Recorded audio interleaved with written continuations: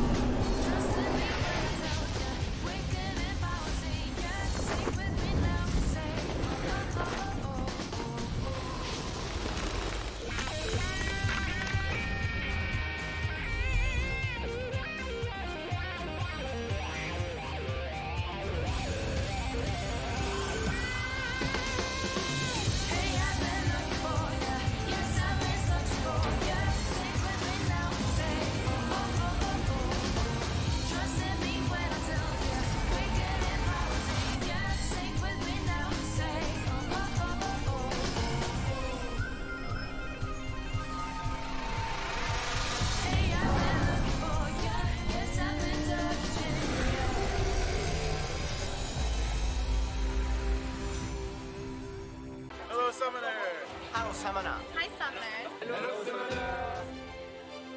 Hello, Summoners.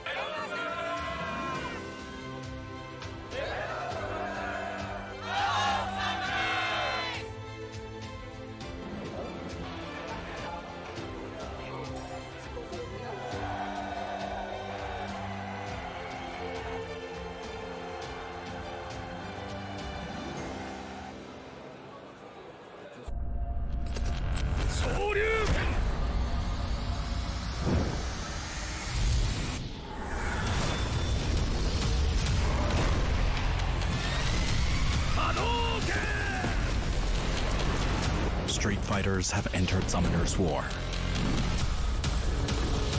Unleash a new world of adventure. Summoner's War. Event bonus. Get Ken for free.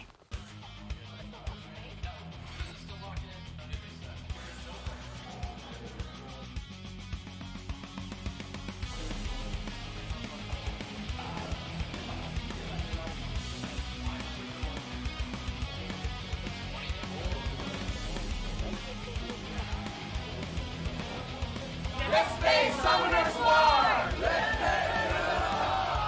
play Summoner's War!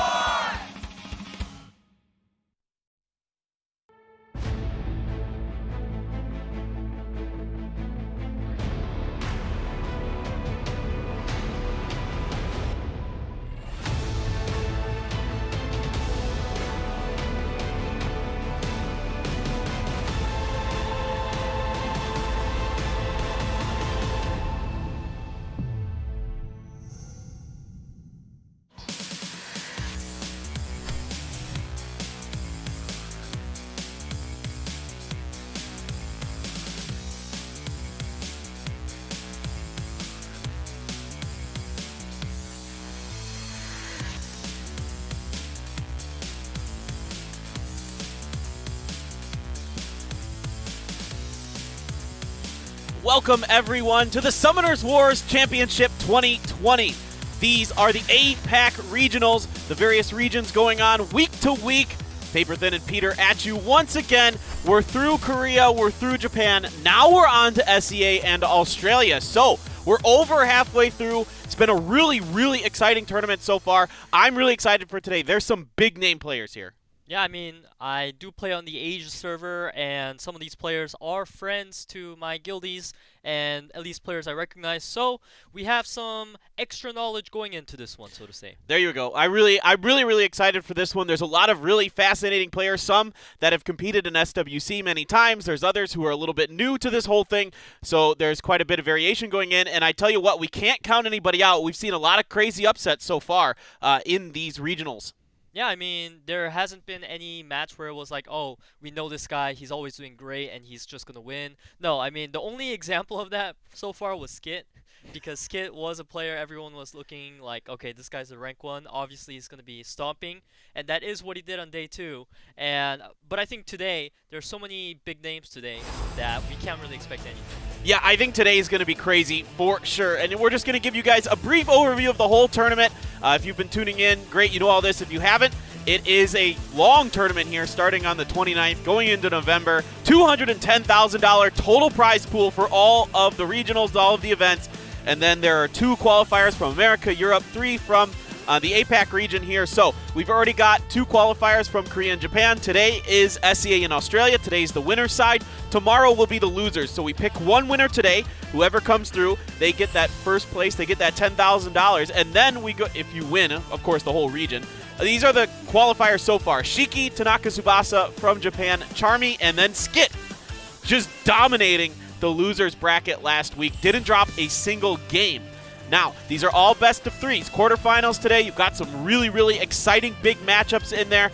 The winners of those go on to the semis. The winners go on to the finals. Whoever wins that qualifies for the APAC regional. And then tomorrow we do the losers bracket situation to find out who the other qualifier will be. Yeah, I mean, there you right go. Now we're going to have the first match coming up, XERE versus DOLPHINBUFF.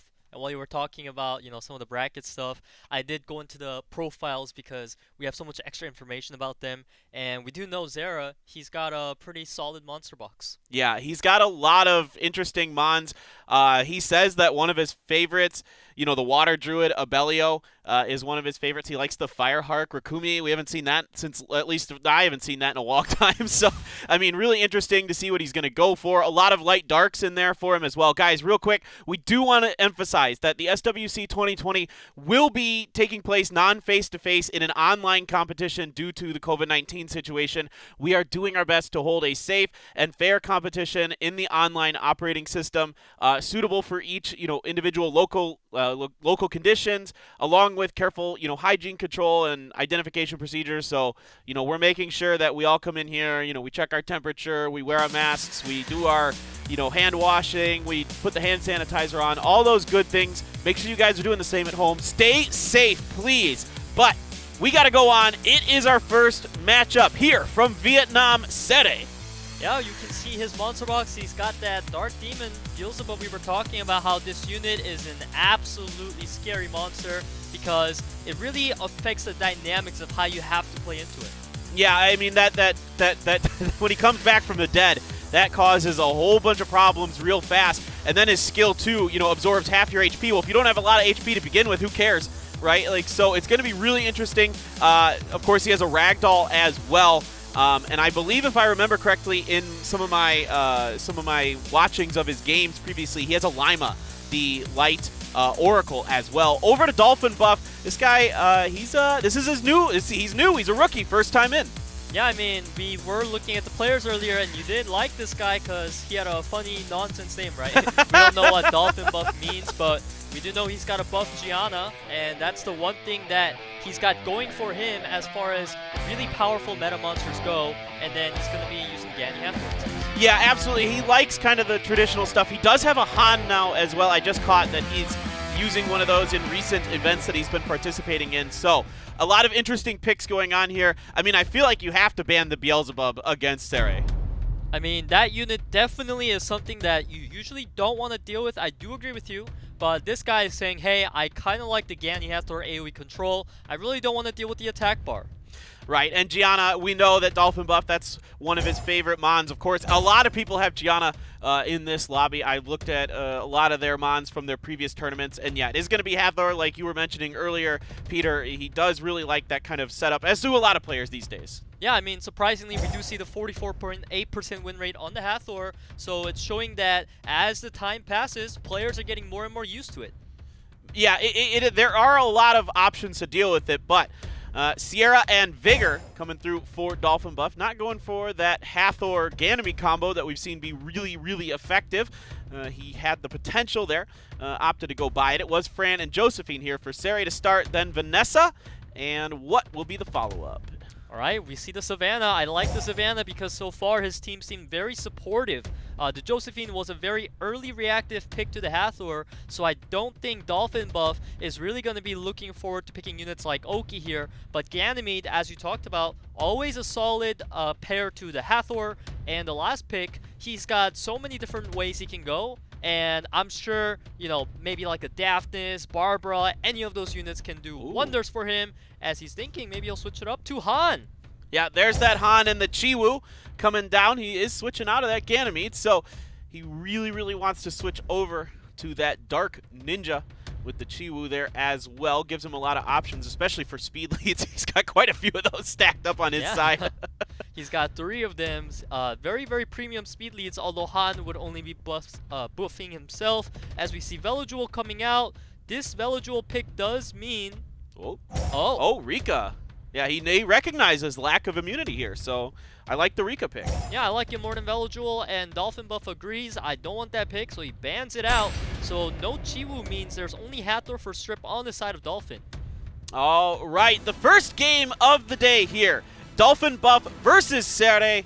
It's going to be DOLPHINBUFF on the bottom, SEA&AU on the bottom, DOLPHINBUFF on the top, and Vigor up first. Very fast Vigor, gonna buff up the speed of everyone on the team, allowing the team to follow up. Of course, Josephine is gonna just go for the provoke, and he gets it. Yeah, that's a nice provoke there. You are going to go for, you get the armor break on there as well. Get the speed buff on both sides going from the Savannah and the Vigor. Now the bomb does come through, does land on top of Fran. There's a bit of a shield on top of there. And it does a bit of damage against the stun.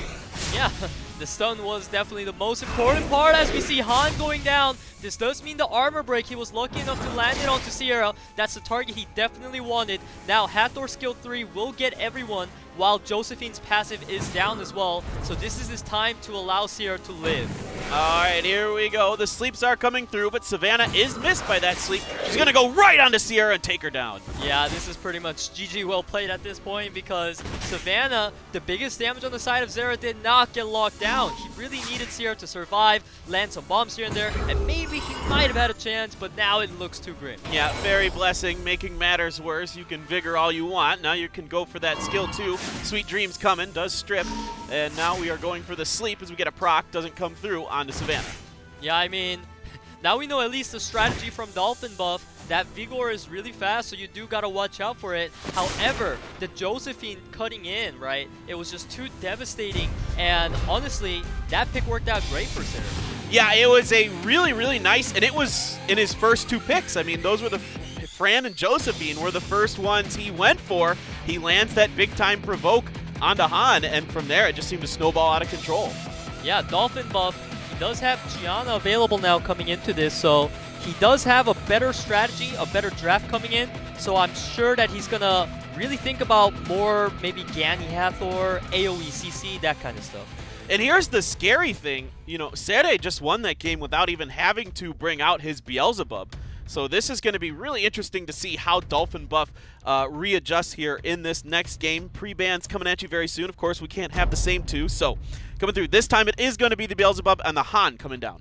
Alright, so we see the Han that just did not work out for DOLPHINBUFF, but still Han is a very strong unit, so I do like that ban coming out of XERE, and he can take away the Hathor from DOLPHINBUFF here, but I'm not sure if he's a Hathor type of player.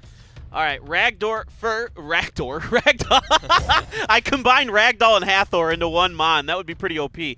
Ragdoll and Hathor. We gotta get our Fran. English revved up.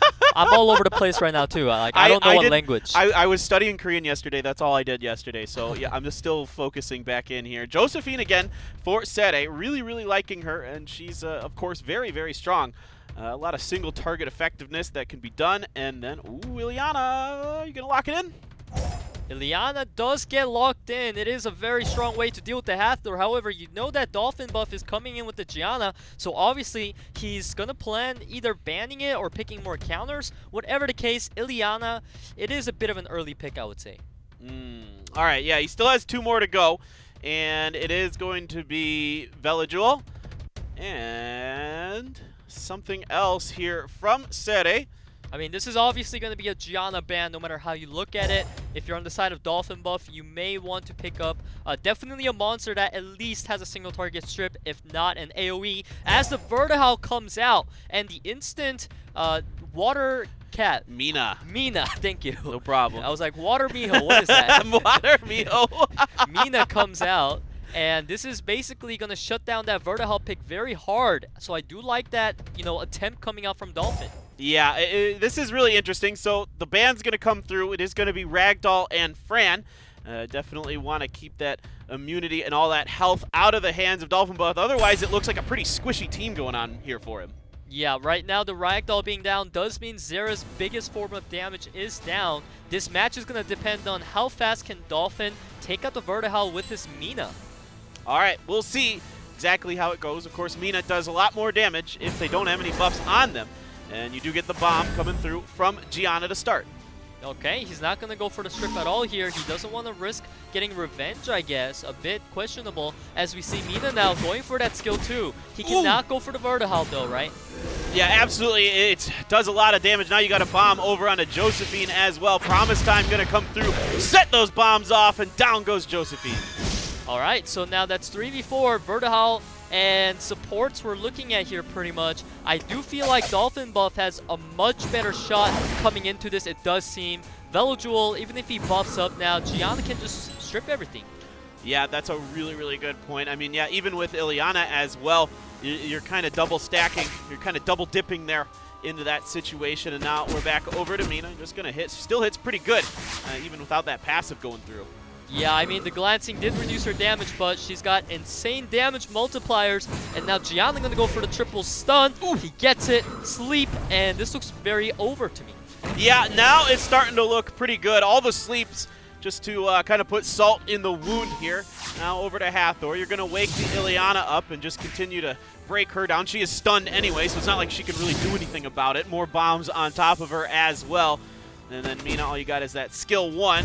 And that's going to be it. This time XERE taps out. It's going to be DOLPHINBUFF coming back in game number 2. Yeah, honestly, I questioned that early Ileana pickup because she did not make much sense into Gianna, and then he even picked a Veljewel as well, and then he bans Fran? Like, I'm kind of confused, to be honest. Yeah, it just seems like kind of Ileana and Vela, there's a lot of kind of crossover with what they do, so maybe it's a little bit much there for him. But regardless, it will be the game for DOLPHINBUFF. So we are going to a game number 3, a deciding match. It's been 2 quick ones here between XERE and DOLPHINBUFF. Now we're going back to the exact same pre-bans we had in game number 1. Yeah, so we see XERE at his comfort spot. You know, we saw how dominating Dolphin can get with this draft once Gianna's in there. Now that it's out, XERE, you can go ahead and bring out the Beelzebub finally. I would love to see it. It's been first pick Hathor literally every time, but we're going back to the Fran Josephine again here for XERE. He's really, really keen on this Josephine today. Yeah, the Josephine pick being very popular for XERE here, as we do see the standard trades that we saw on round 1, I believe. Sierra, Han, Hathor, same stuff. Yeah, Han's coming out a bit sooner instead of Vigor. That's the only difference here so far in this draft from DOLPHINBUFF. So he wants to get that Han in there a little bit quicker, maybe open up the door for some other options. Vanessa, Savannah, once again, for XERE. So far, identical draft for him.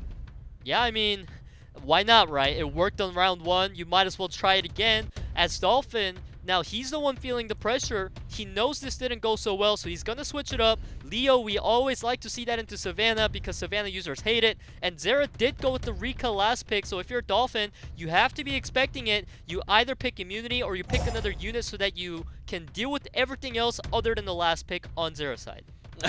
Okay, it's going to be Verd. It's going to be the last pick here for DOLPHINBUFF this go around. Rika, again, going to be forcing out XERE. Really watching a lot of what Skit was doing, I think, last week, where he'd save this Rika for the last pick when you're the person who does not get to pick first in the draft.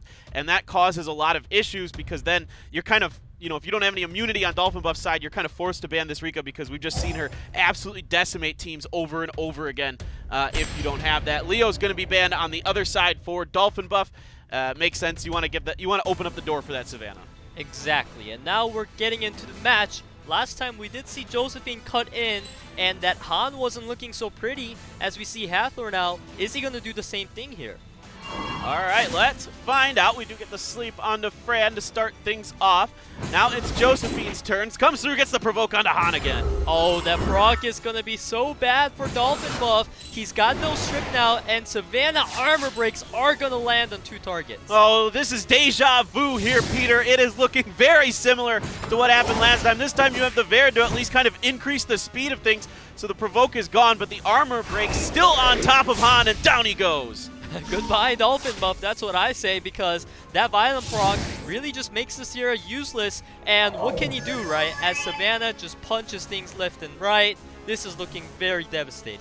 Yeah, the immunities are up, so it's hard to get the Sierra bombs to come down. Everything not going so hot right now. There's still a hope, I guess, as we do get some Verd stuff going on. He is just really pumping the things up. You do have the bomb to come down onto Josephine. It's not really useful to use that skill 3 onto Hathor. And now we're back over to Savannah for their critical link. Yeah, this does kill the Hathor, or it does not, which is actually better for XERE. Getting that skill 2, Verdal keeps revenging, but how many bombs can Sierra make use out of that? Yeah, I don't know if she's got enough in the pocket. She's got a few, but she's got to wait for them to come back, and it could take a bit. He's going to hold out hope. Is DOLPHINBUFF that something can turn around. Never mind. Take it back. XERE going to take the game and the match here on game number 1 of the SEA&AU Regional for SWC 2020. Yeah, I mean, we discussed that this matchup didn't go so well for DOLPHINBUFF in round 1, and we saw the same strategy coming out of XERE. Like, what else is he going to do, right? Obviously, Rico when there's no immunity. And I guess that Josephine pick really counters him hard. Yeah, and it's nasty. It is a really, really good pick, and it landed both times with that provoke onto the Han, and then all of a sudden things just fall apart. The armor breaks following up from the Savannah skill 3, everything just just snowballs out of control after that. And Josephine, not only is she like really good with that provoke, but she's tanky. She can do all kinds of great stuff. So we haven't seen it much though here so far this year. Yeah, I mean, Josephine, she used to be very popular in the meta, but then she kind of fell off, I guess, due to too much damage. You know, a lot of Sierra bombs coming out, and Josephine is an easy target for Sierra, so to say, but really working out in his favor. You know, you see a Hathor user, and you know he's using a single target bruiser like Han, then if you get the provoke, you win. Yeah, exactly. Really great match here from XERE, our sole player from Vietnam in this particular matchup today in these 8 players. So he gets a good start for his region, and he didn't ever even have to use the Beelzebub. So that's scary town for some of these other players. I was kind of hoping we get to see it, and we still have a good chance, of course, because he does win. He does go through. So DOLPHINBUFF does fall to the losers bracket. If you're a DOLPHINBUFF fan out there, all you Australia people, don't worry. He still has another shot. He gets a chance tomorrow. And we saw it last week with Skit. You can come from the very bottom. You can lose your first match of the day, come through, and win all of those games. It's hard, but it's doable. Yeah, I mean, we're making it easier sound than actually done, but it is doable. I'm trying to give some hope. Just a little bit of hope to the fans. Maybe don't ban Gianna, guys. Don't ban Dolphins Gianna. Yeah. Let him have his monster. Yeah, really, just go ahead. It seems to be fine. So that's going to do it for our first match. Next up, guys, is KROMZ and FENRIR. So that's a really, really interesting big matchup. We'll be back very soon with more SWC 2020.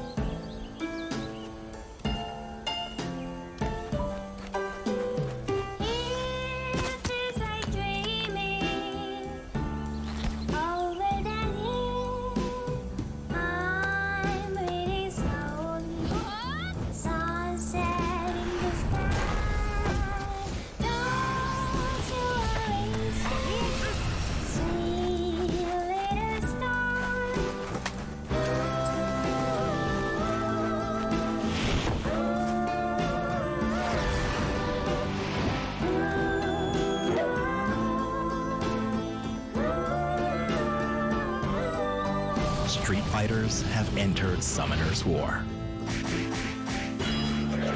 Unleash a new world of adventure. Summoner's War. Event bonus. Get Ken for free.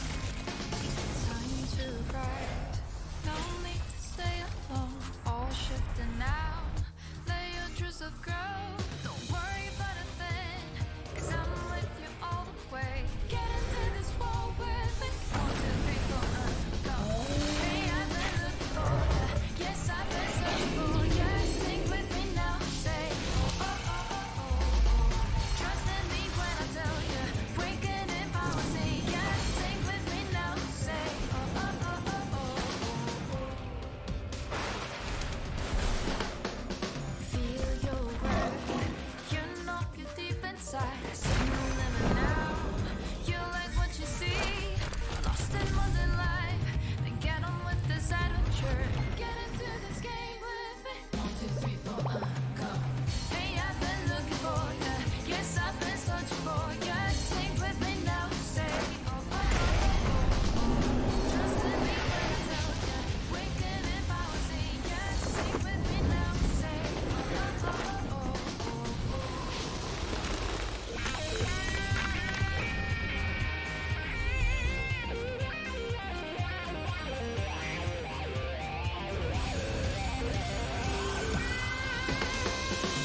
Hey, I've been looking for ya. Yes, I've been searching for ya. Sing with me now. Say, oh, oh, oh, oh, oh. Trust in me when I tell ya. Wicked if I was in ya. Sing with me now. Say, oh, oh, oh, oh, oh.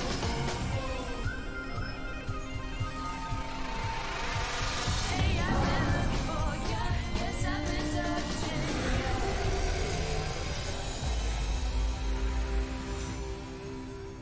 Hello, Summoner. Hello, Summoner. Hi, Summoners. Hello, Summoners.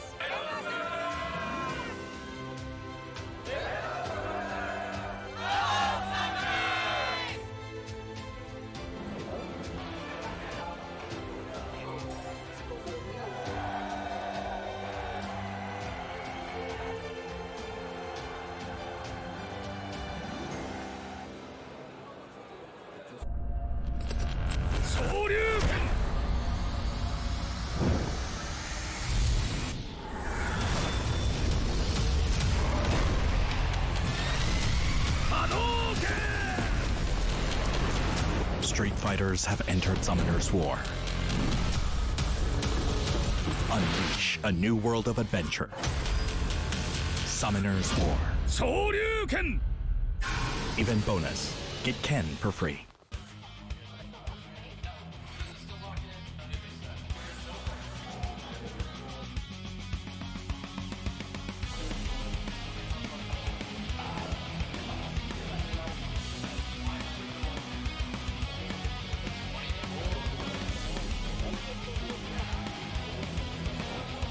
Let's play Summoners War!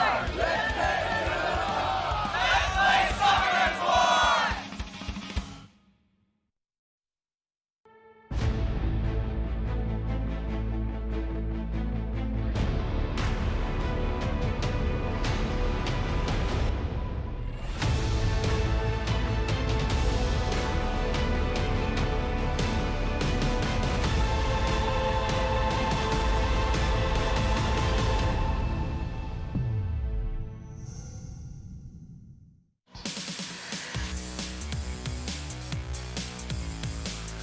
SWC 2020 continues on. In our first match of the day, it was SEA over DOLPHINBUFF. So, DOLPHINBUFF moves over to the losers bracket, which takes place tomorrow. SEA moves on. We'll see him again later. Now we are over to KROMZ and FENRIR. Yeah, so we see KROMZ here. KROMZ. He is a player that owns Jaeger. He does have Artemil as well. But I know personally that this guy has really nice runes based on what my guildies have sent me before. Expecting big plays coming out of this guy. Yeah, this is a guy who's definitely been around a bit, and he said in his kind of pre-game interview that, you know, in the past, some of the biggest things that have, you know, disappointed him have been some of the mistakes he's made, like he forgot to apply all 6 runes in SWC 2017. In 2019, he auto-picked because he couldn't decide in time, but his opponent is going to be a very, very powerful player from Malaysia, FENRIR. All right, this guy also seems to be having Singapore, the excuse me, Jaeger. Singapore. Yeah. Singapore, let me get that right. Singapore. The representative from Singapore with the Jaeger, they might be contesting that from each other here. And we see some more information about FENRIR. You might as well tell us a bit more about him. Well, he said he wanted to abuse the Jaeger. That's how he's been doing well in his interview. So we'll see if that could be kind of a problem for him. He's like, my playstyle needs no introduction. I just abuse Jaeger. So with both of them having that, I think this is going to be a tough matchup for FENRIR as we get into match number 2 here on the day. It is the quarterfinals between KROMZ and FENRIR. KROMZ on the left, FENRIR on the right. Pre-bans about to make their way in. Alright, so we're seeing KROMZ getting that first pick, so if FENRIR relies on that Jaeger as much as you said, then he might want to pre-ban it. Who knows, unless he's ready to deal with it. We do know KROMZ has plenty of monsters, he's got plenty of runes. It's not easy to just target ban one thing against him. Yeah, that's really good point. I mean, KROMZ has a lot of different stuff available. He really does like Hathor and Vanessa, though. He says those are his two favorite mons. So it's kind of interesting that his favorite stuff is not necessarily what you're going to be thinking about banning. So it is going to be Jaeger and Savannah this time around that are going to be banned. FENRIR is going to ban Savannah. Yeah, FENRIR showing confidence against the Jaeger pick if KROMZ goes for it, but KROMZ is saying, hey, I actually play a draft that really doesn't suit Jaeger too well. I'm just going to make sure you don't take it, meaning we are going to see the Hathor. It makes sense, right? When you're using Hathor, maybe you don't want to fight with Jaeger. It's matching up. Yeah, absolutely. So that's going to kind of force FENRIR's hand here. He is going to take the Ganymede and then take that Vanessa pick away from KROMZ. KROMZ immediately responding with Sierra Fran. Yeah, Vanessa Ganya, I feel like it's been a while since we've actually seen that because I feel like we've seen more of like Gany Vigor, Gany Fran, but Vanessa, it does mean that he's got a pretty aggressive draft coming in as he combos that up with Oki and Barbara. Yeah, Okeanos and Barbara. So what is going to be the response from KROMZ now? A lot of AoE coming out now with that Okeanos in there. And KROMZ really taking his time to think this one over. Could be a Chiwoo and a Vigor coming in. Yeah, FENRIR made a great usage out of that speed leader Vanessa, right? He's got Oki, Gany, and even Barbara, who has a great base speed. So KROMZ recognizing that, he is saying, I don't want to get outsped by you and, you know, deal with the 50-50 Oki reset or not. I'm going to go ahead and bring a swift unit of my own. Now, FENRIR is in a bit of a spot right now because his opponent has double speed lead, but he only has one. Okay, so he's thinking about just trying to go for the Daphnis and just going for those strips and the other great things that he brings to the table. And we'll see what the bans are going to be coming out now as all of the monsters are locked in here. Honestly, if I was KROMZ, I would ban Vanessa and try to get control going for me on the turn 1. But there are also many other options he can choose, and he does agree with me, meaning that KROMZ, how fast is your Hathor going to be? And the Vigor as well, because we've seen players with really fast Vigors coming into this, and I do know KROMZ has insane runes.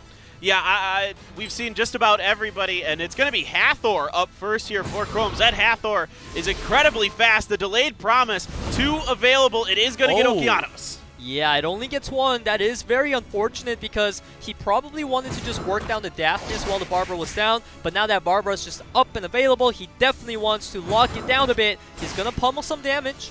Yeah, some big-time damage there along with the defense break coming through. It is Fran's turn.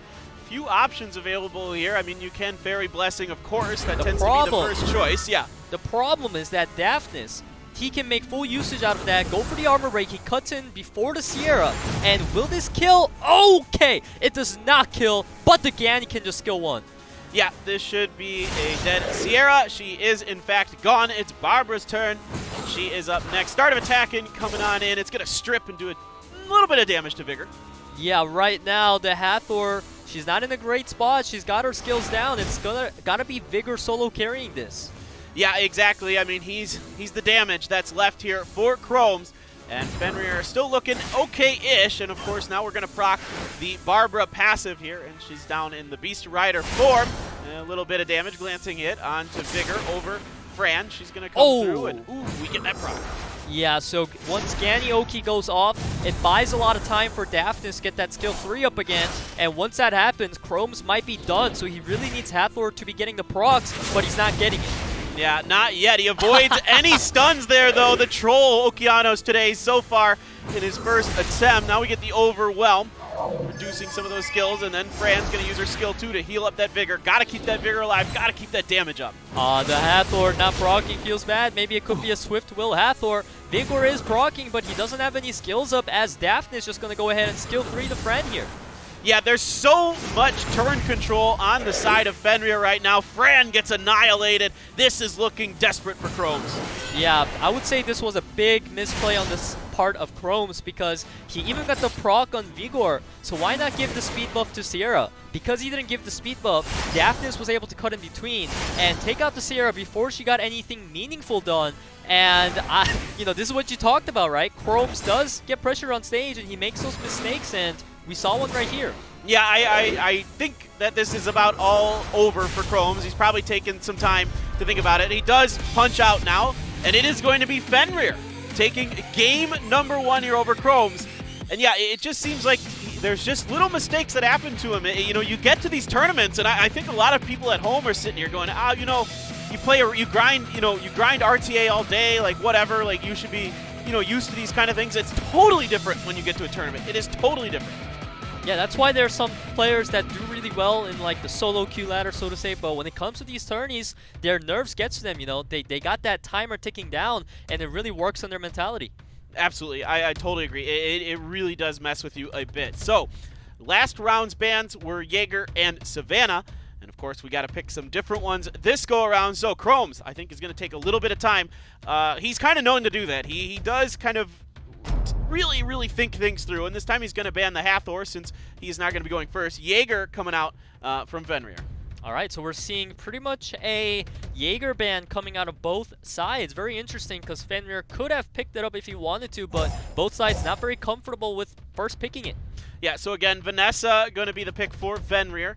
I think he really likes disrupting KROMZ's kind of natural state of the stuff he really likes. So you can see the Hathor ban, then the Vanessa first pick this time.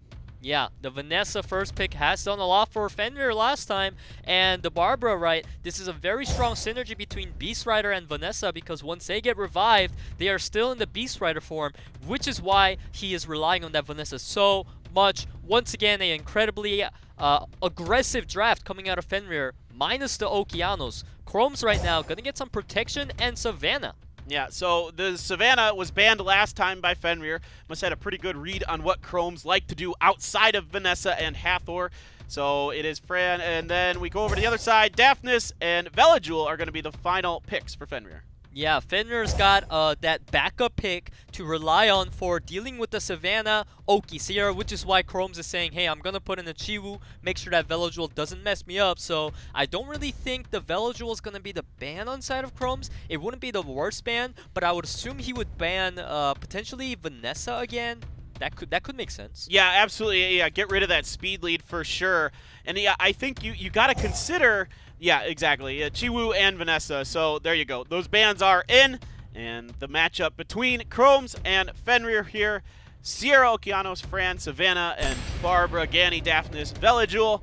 And we pick the leaders there. We get the speed, of course, and then the Velajul for that 50% HP buff on the Firemons. Alright, so now KROMZ getting that first turn with the Okeanos. That doesn't always mean a good thing as the skill 2 needs to land here. He does land it, as well as the Savannah follow-up. Very fast monsters on the side of KROMZ. He's going to be going for the attack bar pushback, and he gets everything. Yeah, he gets everything he wanted there. Now he can come through the critical link and put Barbara down into her passive. Now, this time no Vanessa to bring her back, so it is a little bit worse for our Water Beast Rider this go around. Yeah, Gani can't do anything once the Fran stuff are up. He's just going to lay out the bomb on Daphnis. It is going to miss, but it's not... I mean, it is pretty important. It is pretty important because the thing is, right, it would already be over by now, but FENRIR going to have a tiny sliver of chance as he gets Sanctuary up from Velajul. Okay, yep, Velajul going to cleanse and come through anyway. Glancing hit onto Sierra now. We're going to use that skill 1. Doesn't come through there for Oki. I mean, it is pretty heavy damage for Oki, as well as the crit coming out of Savannah, and this Daphnis is looking really unhealthy. Yeah, it is looking really bad for this Daphnis. You can ventilate him now, and we're going to use the punishment from Velajul. Does a bit of damage, gets that continuous dot proc, I guess, and down goes Daphnis. Those hurt from Okeanos, and that's going to be KROMZ taking game number 2. Yeah, KROMZ had much better control this time around. You know, he's picked Savannah, which I assume is a very strong rune monster, which is why FENRIR banned it, right? Because that Savannah was pretty darn fast. Yeah, super fast there, and then, you know, she procs to begin with as well, just to make matters worse. She gets that critical link up right after her skill 3, and that's really powerful combination there for KROMZ. And I would not be too surprised here if FENRIR goes right back to the Savannah ban. I mean, I'm definitely on board with that because when you have an opponent and you know he's all-inning his best runes onto this particular unit, you might as well ban it. That works great for you. Yeah, I mean, that speed's just got to be nuts on that Savannah. So, last round, Jaeger was banned. My question is, you know, what is KROMZ thinking for his ban this time around? Last time he was the one who banned Jaeger for the first game. So now he has that option to do that again. And FENRIR shown that, yes, even if he takes away Hathor and Vanessa from KROMZ, which are two of his favorite mons, it still can be a difficult situation that you can put yourself into. Yeah, I mean, so far, FENRIR's biggest weakness in his draft has been the fact that he only has the Vanessa as a speed leader, right? So KROMZ always has been responding by going, Sierra Chiwoo, I got double speed lead, I'm gonna outspeed you. So perhaps FENRIR can change up his strategy, maybe take Sierra Vanessa here. All right, we'll see if that comes down. It's going to be Daphnis. I think that might be our first Daphnis ban, pre-ban, in the entire tournament so far, if I'm not mistaken. Vanessa first from KROMZ. He really, really wants to get that in there. So that's going to open the door for a Sierra, potentially for FENRIR, or is he going to go for the Hathor? He's going to lock in the Hathor Barbara. Yeah, so that Daphnis pre-ban is showing really a lot of respect from KROMZ coming into FENRIR, because that was a very player-specific ban, as we see Fran coming out on the side of KROMZ with the Jaeger. So he's not going for the first turn aggressive team. He's trying to play more reactionary to the Hathor. All right, let's see how FENRIR wants to follow up, as Sierra's still available. So he thought about it last time. He's going to go with the Vigor follow-up, a very popular combination. Sierra Vigor or Ganny Vigor, oftentimes picked together these days. Yeah, I mean, Sierra Vigor, very, very strong combo, and we talked about FENRIR lacking those speed leads, but he's got Sierra right now, so KROMZ going for potentially the Tarnis here. That could be a very interesting pick. My only concern is that KROMZ is really investing hard into a bruiser type of lineup, and that type of team comp definitely needs a Velodual. There you go, he goes right for it. He knows. Okeano's going to be the final pick. I don't know. Perfect synchronization. I loved it. You were right on top of it. That was great. So Okeano's going to be the last pick for FENRIR, as the post-bans going to be working their way in now. And there's a lot of immunity here for KROMZ, so it is going to be the Vanessa. You don't want that speed, want that good speed lead. You still get speed lead from Fran, but the better speed lead. And then we do ban the Barbara on FENRIR's side. Very interesting ban on the Vanessa, because I feel like KROMZ wouldn't have got first turn anyways, even with it. If I was him, I would have liked the Jaeger ban or maybe Velodual ban more, because the problem with Velodual is Hathor is weak against it, and now you're forced to use skill 3. Fran's just going to be able to cleanse that later on. Things are looking really rough for FENRIR. Yeah, I mean, double immunity here is a really, really potent combination, especially keeping that Ciara at bay. I mean, you are able to speed things up with the Vigor, do a little bit of healing, some decent critical damage being done there on to Ciara. Now she's in trouble. That's a big 21,000 crit. Yeah, this is looking really rough for FENRIR here. I'm seriously telling you, man, I don't know about that Vanessa ban. Now you got so many threats that work fantastically into your team. Vigor can try to armor break Fran, but no, he's not even going to go for it. Meaning that the Sierra, last bomb from her, has to count. However, Tarnis has to revive. Right, and I think kind of realizing that, so you're going to buy a little bit of time here. Now it's Okeanos' turn, and it's going to continue to whittle down the Fran. As the skill 1's being used, and nothing, no sleep proc there, not that it matters too much. A violent proc there from Hathor. And again, it just kind of trading blows a bit. Now we're over to Tyrannus, and it's his turn to just do the same, and that Ciara finally does go down. This is a Jaeger showcase right now. He can be getting the procs, you know. He doesn't even need them because he's chunking down units to almost dead with one hit. Yeah, it is the Jaeger show. Kind of like what we talked about in the beginning, and Fran continues to have problems. Now he's going to purify Velodual there, and he can cleanse anyway. So you got multiple cleanses, multiple immunities for KROMZ, so he can really deal with the problems that are thrown his way. Yes, very smart play from KROMZ right on time to make sure that he does not get locked down by Oki skill 3. Hathor just goes to take out the Fran because he does not want her healing up.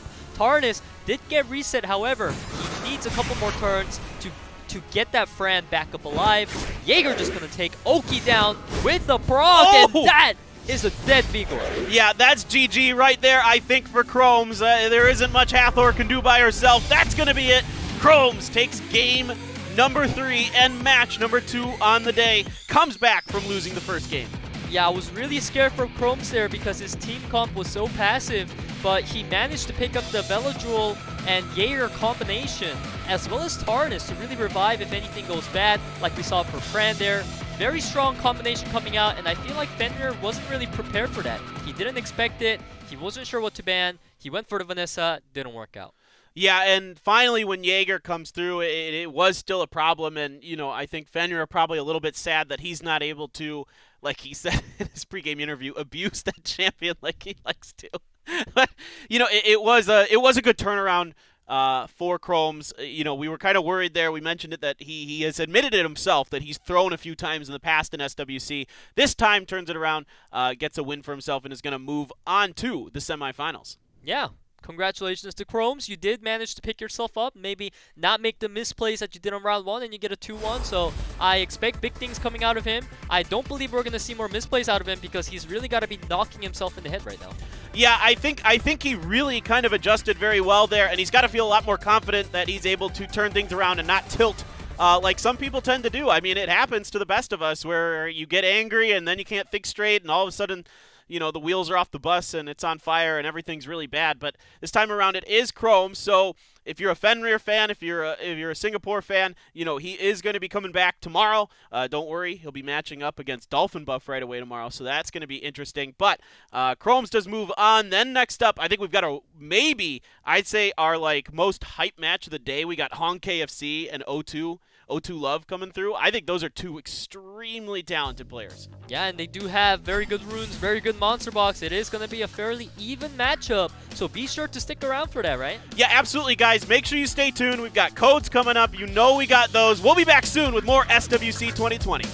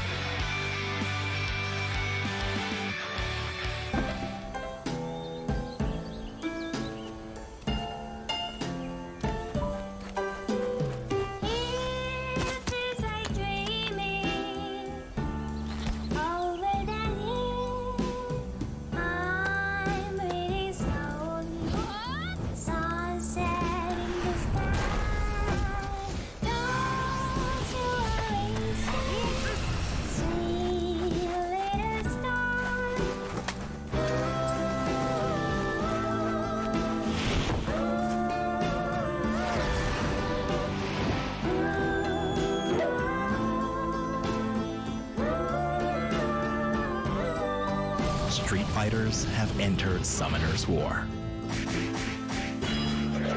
Unleash a new world of adventure. Summoner's War. Event bonus. Get Ken for free.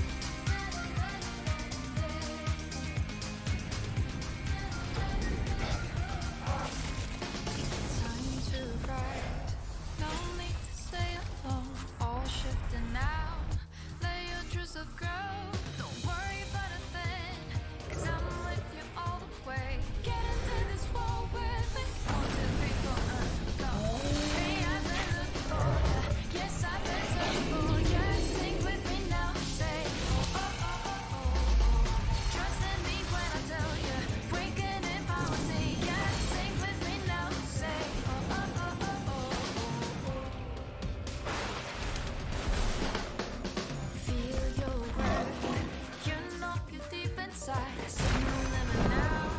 You like what you see, lost in modern life. Then get on with this adventure. Get into this game with me. 1, 2, 3, 4, go. Hey, I've been looking for ya. Yes, I've been searching for ya. Sing with me now, say. Oh, oh, oh, oh, oh. Trust in me when I tell ya. Wicked if I was in ya. Sing with me now, say. Oh, oh, oh, oh, oh.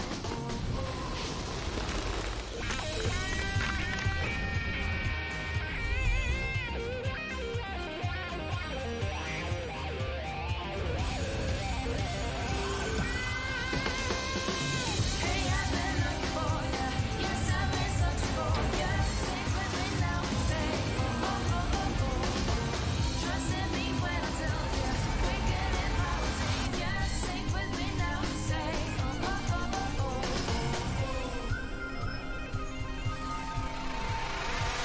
Hey, I've been looking for ya. Yes, I've been searching.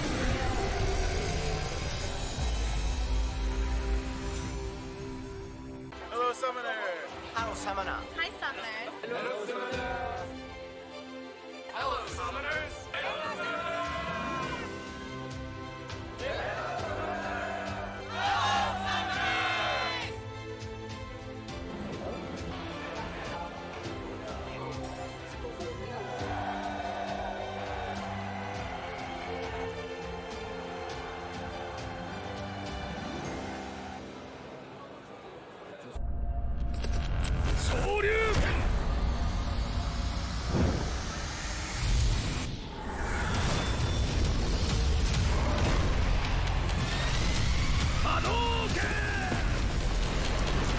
Street fighters have entered Summoner's War. Unleash a new world of adventure. Summoner's War. Event bonus. Get Ken for free.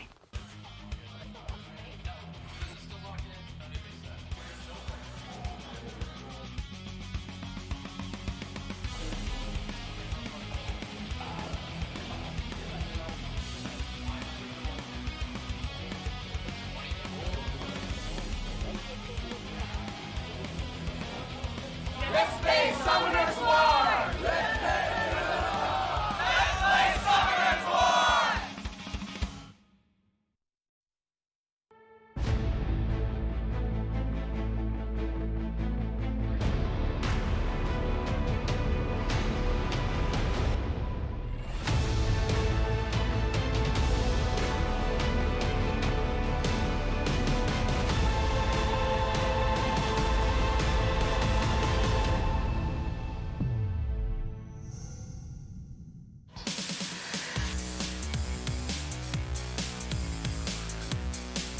Welcome back, everyone, to SWC 2020. This is the SEA&AU Regionals.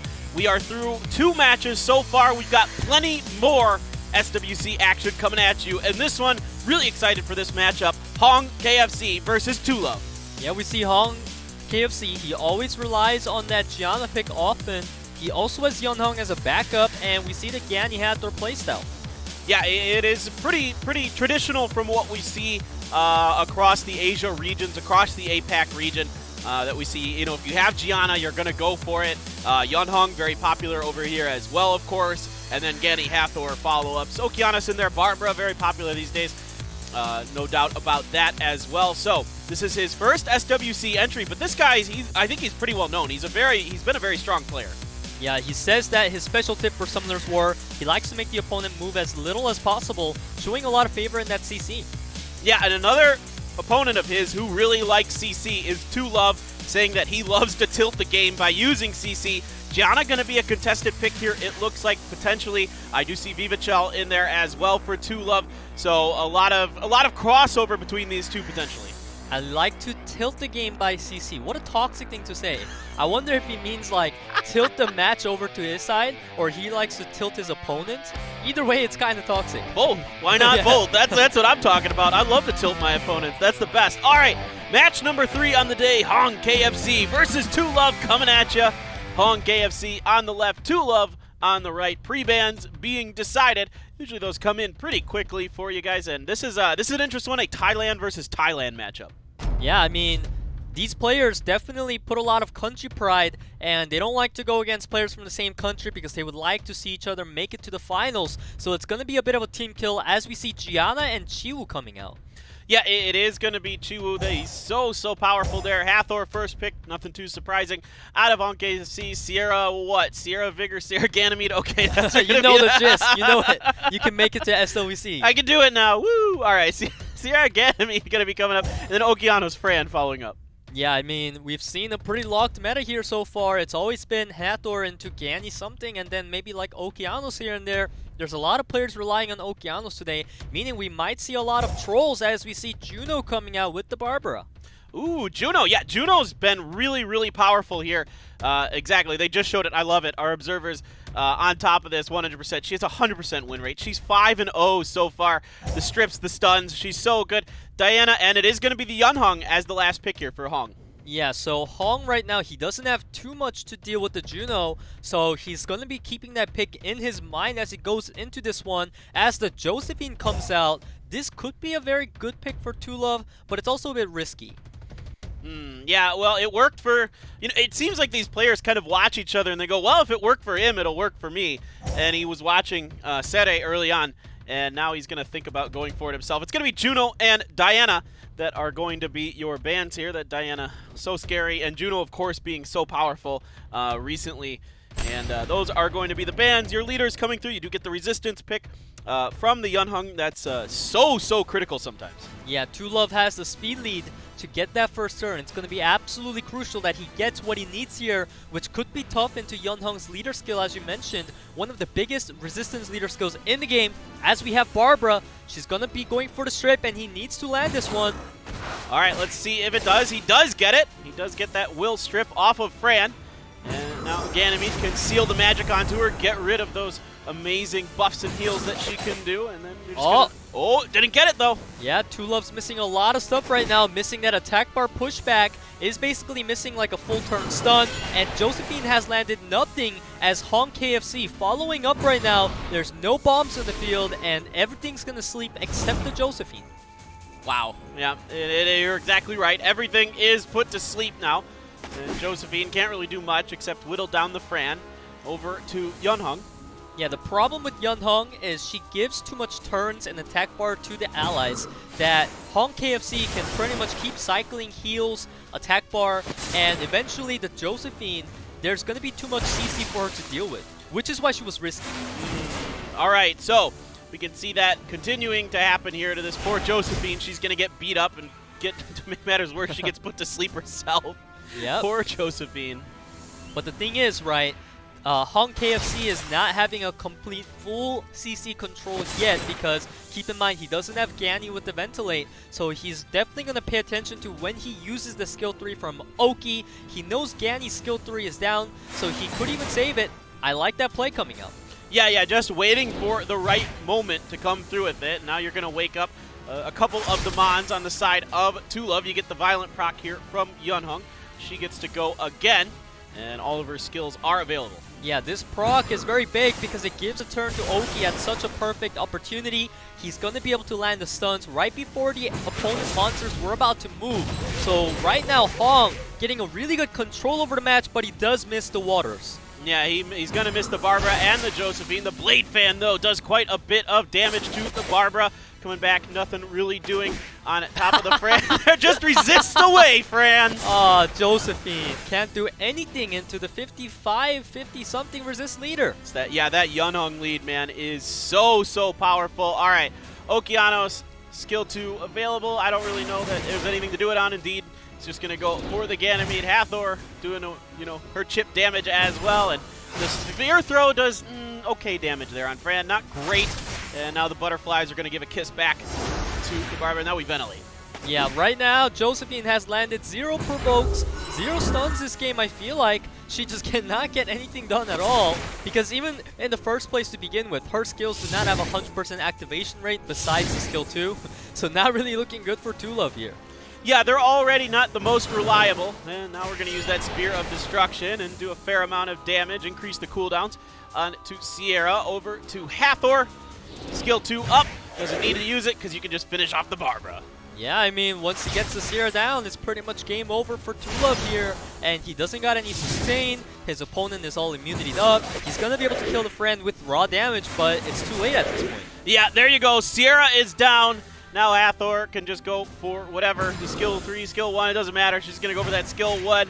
Good, doesn't get the proc, but at this point, it's looking pretty difficult for Tulov. Now, that being said, every once in a while, I see Josephine just go ham. Although it's going to be really difficult with all that resistance. No stun. Can't even land it on the Oki with elemental attribute advantage. Maybe don't pick Josephine. Yeah, just not into a Yunhong, it feels like. That's not the play. So it is going to be HONGKFC. He's going to take that first match there in, I'd say, pretty convincing fashion. Yeah, I mean, it works great. Josephine does work great when you have a match like against Dolphin, where he had Hathor, he's got a single target, slower nuclear type of thing like Han. But what HONGKFC had, he had Hathor, Okeanos, very fast supports, and even the Yunhong to constantly boost him up. So why Josephine? Because obviously, you're going to be able to do some stuff in round 1, but after that, she's dead weight. Yeah, it just didn't work out there with that pick. So let's see if Tulov can adjust here and come back with something different. You can see this time it is going to be Gianna being banned by HONGKFC and the Yunhong coming out. Tulov's like, nope, that was too brutal last time. Yeah, we definitely feel him on that one, as Gianna, as you mentioned, is just not going to be allowed through the match at all. Even if you're a Gianna owner, if the opponent has it, they don't want to deal with it. They know it's OP. Yeah, we expected it to be a contested pick, and of course it is. So nothing too crazy here to start out with. Ganny, Fran, Hathor, Sierra. What's going to be our follow-up this time from Tulov? Might as well just say Vigor. Vigor or something. Vigor something. Vigor Barbara. There's a lot of choices. There's Barbara. There's Vigor. There's Okeanos. Okay, oh, right. We forgot about Oki. This is a very, very highly contested unit here.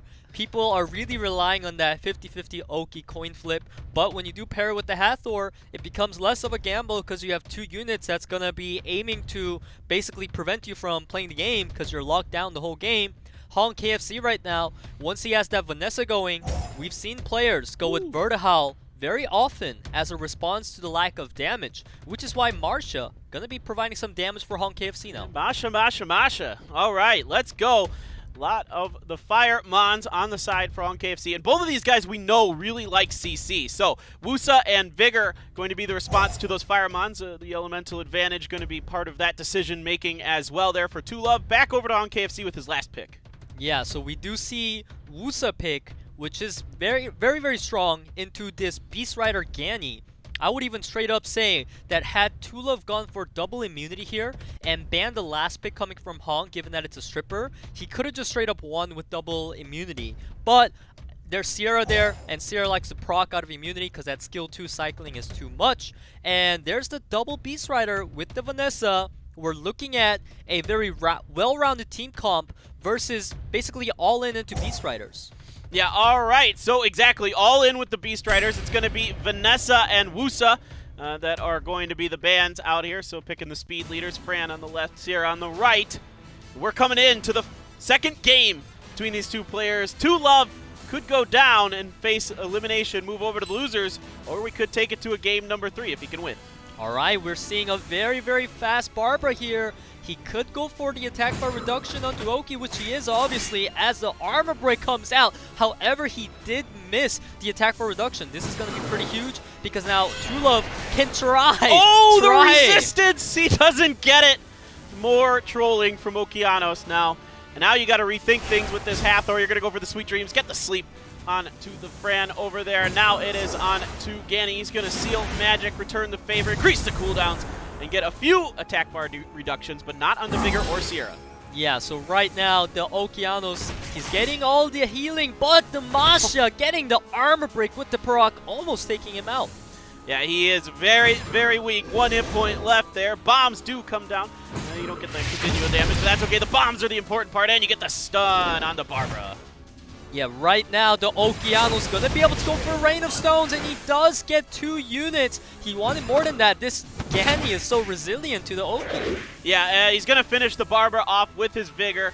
We do have the Ventilate here, although he doesn't really We'll see if he wants to go for it. He's really thinking about it. Yeah, I didn't think he was going to. He wants to finish off that Okeanos instead.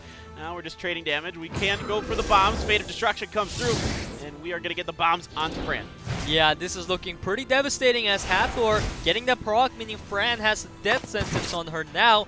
The ban coming out on Vanessa pretty much made these Beast Riders so that once you die, once you get out of that form, you're gone for good. So very smart ban by Tulov.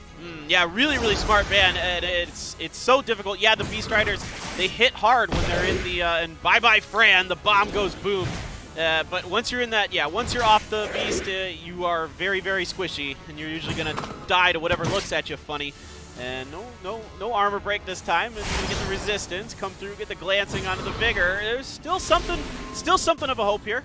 Yeah, this is a game of time right now. That Sierra going down means that Vigor is Tulov's best chance at taking down this Masha here. He's just going to try to cycle through the CC as much as possible. He's choosing to not even wake up the Masha here, interestingly enough. He's going to try to armor break the Gani instead. I do question that. I'd rather he just went for the Masha there instead.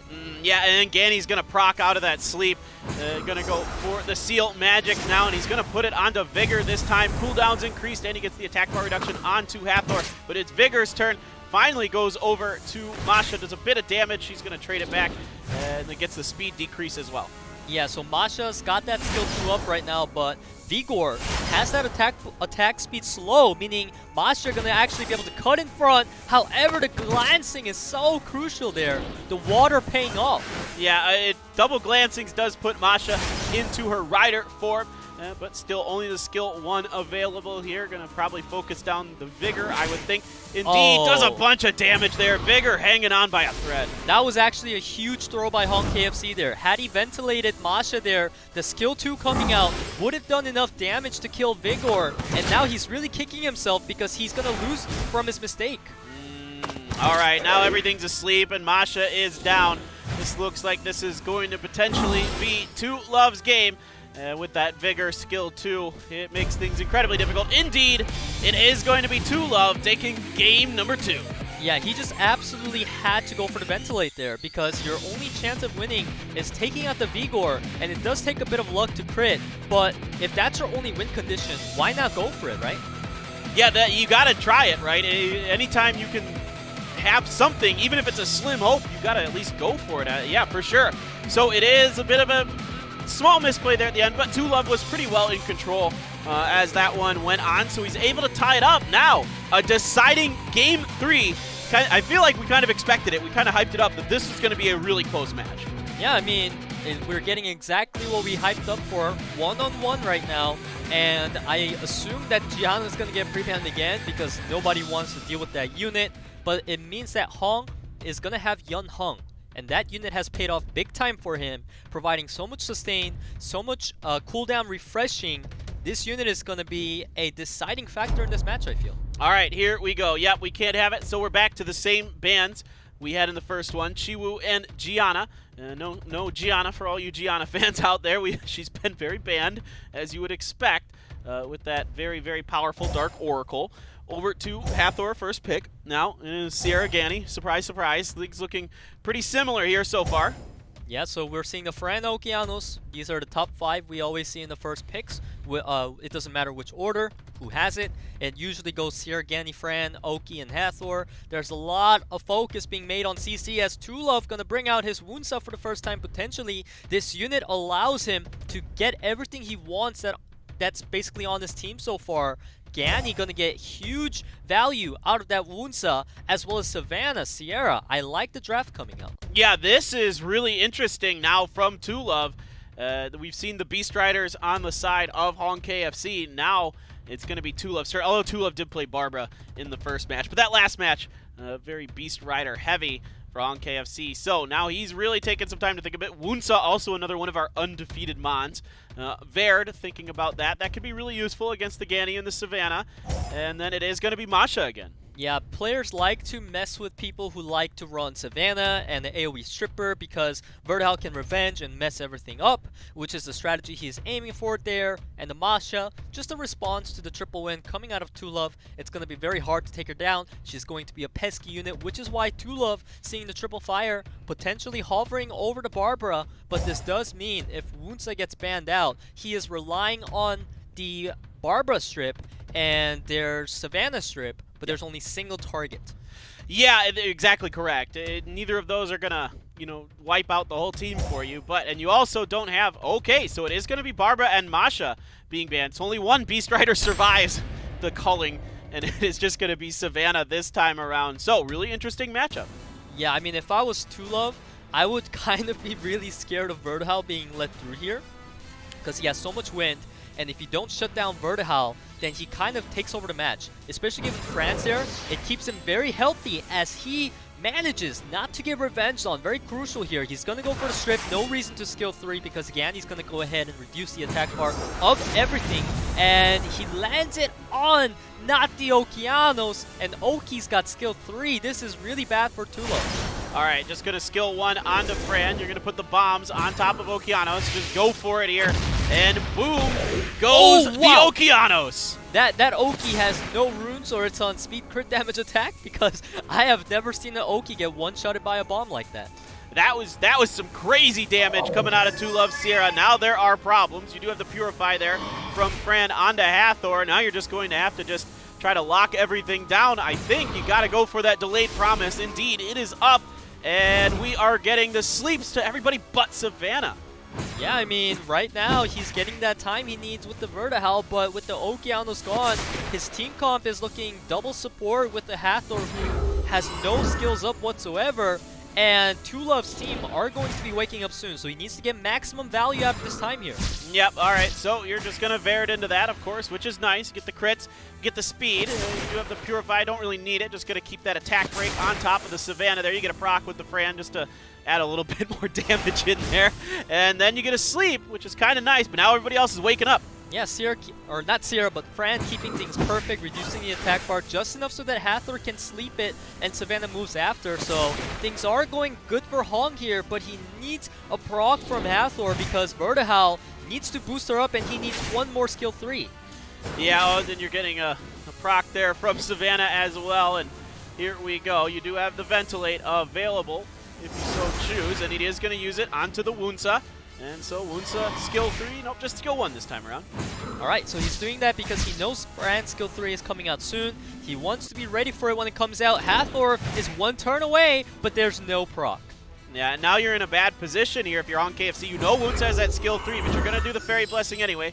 Kind of have to. You don't really have much of a choice. You got to worry about some other things going on. You need that heal and still focusing down the crit coming. Oh my god, that crit, another crit miss. That is so unfortunate, but Wunsa are going to be able to follow up enough damage that Fran goes down. Hong actually could have had it if Fran survived. All right, it is Savannah going down, so a lot, there's still hope, I guess, for HONGKFC, but it's not looking good, man. Well, right now, he is down unsustained, but he does have a Vertihal, and that's like his main damage source at this point. One Sierra bomb, and he is going to be down. We saw how heavy the Sierra hits as well.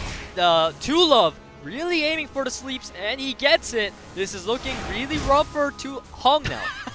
The sleep in return, but Bear being asleep is a big problem right now for HONGKFC. It comes up through that proc, going to go for itself now. Can use that skill 2, of course, and he is just deciding exactly how to use that Noble Agreement. Going to put it onto Sierra. Ganymede Seal Magic does work. You don't get the attack bar reduction, though. You do get the skill reset on the Hathor. Potentially huge proc from Vertihal there. However, Ganymede has the skill 3 out up at the perfect timing. Sierra misses bomb. That could actually be detrimental because Sierra needs another turn before she's got a bomb. And Vertihal right now really working down the HP of Sierra. Yeah, at this point, the skill 1 just looking for those sleeps from He's a Wunsa. proc. No proc. No proc. Feels bad. I tried to hype it up and then it didn't happen. All right, just Verit left now. Gonna go for the Noble Agreements, just trying to see if he can finish this off. He does get the proc here, so Sierra does go down, but I think there's enough damage with the Wunsa left, and it should be about over. We'll see. Yeah, I mean, this bird has been procking a lot this match. On point with the procs to get the RNG going. However, his skill 1, it does not vamp enough to do a 1v2, it seems. Wunsa just going to skill 1 him down, and the damage is going to be too much for Vertihal to deal with. Yeah, now you can use the inhale magic from the ventilate into that. That's just so much damage. You're trying to, you know, life steal through all of this, but it's not enough. It is going to be 2Love who takes game number 3 and the match. Man, I feel bad for Hong because I bet he's thinking the same thing as he goes through the replays. Had I ventilated Masha earlier and got that skill 2 onto Vigor, I could have won that. He's thinking that to himself right now. He would have made it onwards. Unfortunately, he's going to go down to 2Love, and he's going to have to wait for tomorrow to get another chance. Yeah, absolutely. He does have another chance tomorrow, so, you know, congratulations to 2Love. He moves on to the semifinals here, but HONGKFC has to move over to the losers bracket. He'll face whoever the loser of JINYAO and Diligent is, and that's an exciting matchup coming up. But another big congratulations here to 2Love, winning a 2-1 in match number 3. I'd say, you know, good adjustments coming through. He kind of, I think, baited HONGKFC a little bit. He started out the exact same picks that he did in game number 1 when he lost with the Sierra and then the Ganny, but his follow-up was Wunsa Savannah. Yeah, I mean, the Wunsa Savannah, we didn't see that at all from him in game 1 and game 2, and he just brought it up in game 3, and it really managed to catch his opponent off guard because that Wunsa, it did not land everything, and there was a little bit of miss from the Okeanos, a bit of miss from everything, I would say, because there were a lot of units that relied on accuracy that game, but it doesn't matter because both sides had to rely on accuracy, and when you have both sides playing with RNG, it eventually balances out. And whoever has better draft, better runes win. And in this case, Wunsa, because it got through with so many units that enables it. Yeah, he is really, really powerful. We've seen Wunsa, of course. I think that makes him 6-0 now here in SWC 2020. So, of course, he's nuts. He's really good. That Sierra bomb onto the Okeanos, just a massive amount of damage being done there as well, was pretty exciting. So, next up, guys, stay tuned. JINYAO versus Diligent. This is going to be really exciting. Of course, Diligent, one of the qualifiers for Worlds last year. So, you guys don't want to miss it. We'll be back shortly.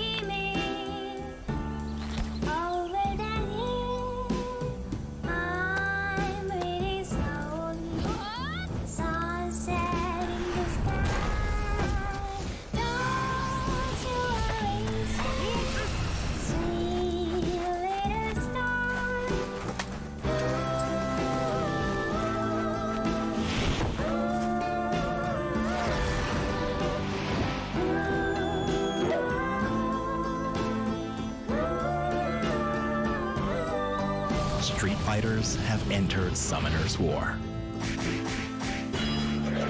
Unleash a new world of adventure. Summoner's War. Event bonus. Get Ken for free.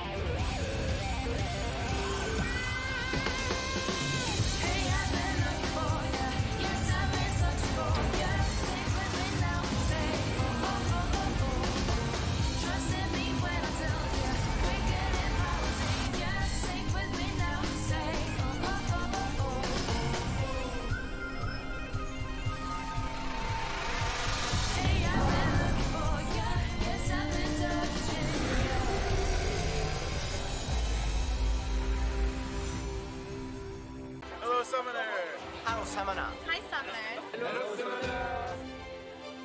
Hello, Summoners.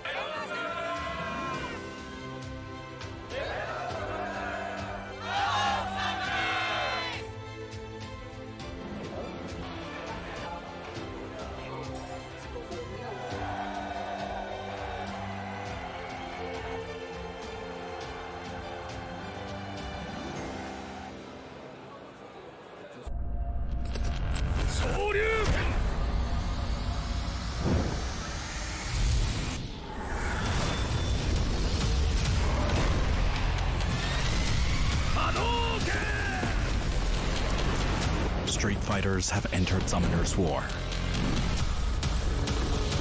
Unleash a new world of adventure.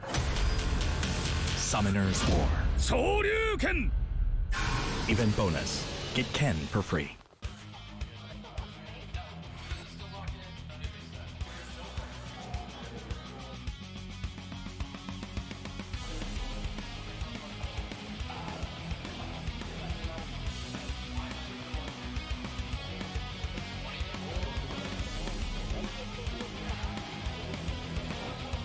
Let's play Summoner's War! Let's play Summoner's War!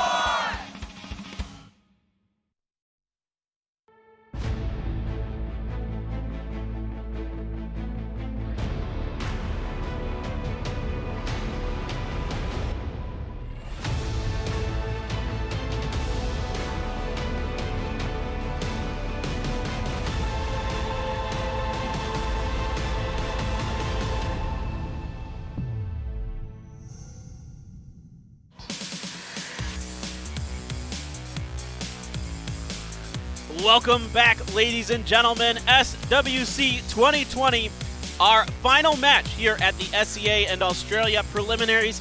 It is going to be JINYAO versus Diligent for this is the final match of the quarterfinals. I should specify that. We do have 2 semifinal matches and then a winner's final at the end of all of this. This is going to be a really interesting one. A rookie in JINYAO going up against an experienced, talented veteran in Diligent. Yeah, so we're seeing a bit of a very heavily Ganyathor control out of JINYAO. Nothing new, but what is new is that he is utilizing a bit different supports to make the Ganyathor shine. So we're going to be seeing a lot of CC control from JINYAO. Yeah, it looks like he's really interested in that. He likes the Akia, the fire. Succubus can kind of pair with the Hathor well with all those sleeping abilities that work together. Diligent here. We all know this guy. We all know and love him. He does love that Gianna, of course. And then he does have a Wunsa, it looks like, on the back end. So that might be an interesting kind of tool that Diligent has in his box. Yeah, Diligent has so much monsters, even in the light-dark department. And Wunsa being there is going to allow him to have a hefty advantage over JINYAO, I feel, if JINYAO's unable to adapt to his opponent and pull out something other than Ganyathor, because obviously Diligent's going to be a stronger Ganyathor player here, given his monster box. Yeah, this is going to be really interesting. JINYAO's really going to have to pull all the stops out against his opponent Diligent, who what I would say is the favored person in this particular matchup. As we get into this, it is game number 4 on the day. It's going to be Diligent versus JINYAO, a best of 3 for our final winners quarterfinal. Loser goes on tomorrow to play against HONGKFC. And pre-ban's going to be Gianna, not too surprising, and Daphnis is going to be the ban out of Diligent. Yeah, I mean, the funny thing is, for the questions that was asked to JINYAO, what is a player, what is something that you want to avoid while playing? And he says, every Gianna user. So, Gianna pre-ban is going to be no surprise. He's going to want that unit gone no matter what, as we see Hathor and Gani being traded. Yeah, I think everyone except for KROMZ in this lobby has Gianna, so the poor JINYAO is in for a bit of trouble. He's really thinking about it. So Sierra Okeanos, we've seen it a lot. It is going to be the follow-up from JINYAO. Yeah, I mean, we talked about it. This is the holy 5 Trinity. I don't know what's the word for that. Yeah, Holy Trinity? Pentagon? Yeah. Holy Pentagon? I don't know if you want to get into that. Yeah. Sierra, Oki, Hathor, Fran, and Gani, right? So yep. A bit of interesting strategy coming out of Diligent. He's putting in Bruisers, although he's got Gani there. So not really synergizing too well with the Gani, I must say. As we see Cyan coming out, the Water Bomber, he recently got buffed so that when he dies, he revives with a immunity, invincibility. I'm sorry, I'm going to have to correct you. His name is Water Lucian. Water Lucian, there you go. That's what people knew him as. However, come on, after the buff, you got to give him respect. Yes, of course. Yeah, I know, I'm just trolling. It is pretty funny. He does have a lot of use. I think we saw him in the Japan region, if I'm not mistaken. He was pulled out there. Your bans are going to be Vigor and Velajul coming through. So, this matchup going to be really interesting between JINYAO and Diligent. Yeah, I like that ban from JINYAO a lot because he had to ban one of the immunity in order to make his picks work at that point. And if you're on Diligent's side, that Ganny makes no sense. Let's get real. That Ganny, he's just kind of sitting there like, hello guys, my name is Ganny, and I do good jobs sometimes. Sometimes I'm useful. Yeah. Let's see. All right, sleep onto Fran. The attack comes through, strips the will off of Ganymede. He's going to return onto Hathor here, just poking down, getting some glancings though. Premium glancing, premium proc. That is so unfortunate for JINYAO because he all-ined everything into this Cyan-Sierra combo, but that proc just shut his whole team down. Yep, there you go. Now He's tilted. He's tilted. He can't use that bombing effect from Cyan. That's problematic. Nor can he do anything with Sierra either. It's just not looking so good right now for JINYAO, doing some decent damage onto the Cyan. You're going to ventilate the Fran, of course. You want those healing abilities up and firing, and this is, you can't do anything with the Okeanos either. GG, man, GG. JINYAO, he really all-in super hard into this combo, and Fran just says, whoop, too bad. Oh, Fran, she is very, very good. In fact, one of JINYAO's favorite mons he mentioned, I thought JINYAO had interesting mons that he mentioned as his favorite. One of them being Bernard, so really fascinating. And the other one being Mina, so he likes some unusual mons for sure, but this one's going a little bit sideways for him. Yeah, Ganny just going to be able to reset here.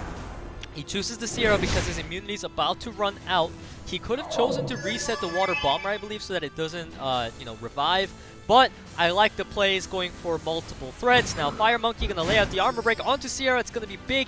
8k crit coming out. Ragdoll has the attack buff. He sees the armor break. He's going to be able to make maximum usage out of this armor break here. Hathor can't really do anything to Ragdoll unless she procs. All right, well, we'll find out. He's really, really thinking that one over. It is going to be just an attack on the Ganymede. Not really doing much here. Now, what are you thinking for the Okeanos? You have everything. Can't do anything. Yeah, I know. You can strip. You can't do anything at all. Yeah, you can try to strip and pray, but there isn't really a lot going on. The torrent coming through. Big damage on the Sierra. The miss crit was so big there, allowing Sierra to live an extra turn. However, unfortunately, she is not going to be able to do anything. And Fire Monkey looking to be in a position where even if whole Diligence team were to die right now to those bombs, the Fire Monkey could potentially solo. Yeah, and speaking of the Fire Monkey, doesn't get slept. Everybody else does, but not him. Now we're trying to do it. You get a little bit of attack bar decrease on there. Some damage being done now as those bombs start popping.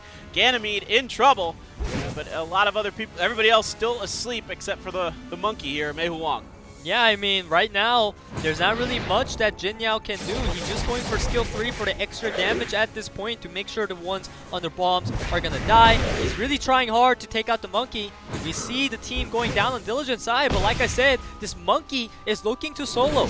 Yeah, he could. Now, you still have the Ragdoll alive. Hathor is down. It's going to take some kind of miracle here from Okeanos. He is going to finish off the Ragdoll, but in a 1v1, especially with the stun, this isn't looking good as the Fire Monkey does the job.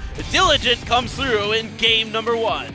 Yeah, I mean, all I can say is we saw the bomb damage and we saw how well ruined that sign was. So had Diligent not procced with the Fran there, the extra bomb coming out of Sierra in synchronization to the Cyan could have been enough to take out the Fire Monkey. And I feel like JINYAO had a really solid strategy, solid draft coming into it, but he just got the unlucky coin flip this time. Yeah, this time it is going to be Diligent who is the winner.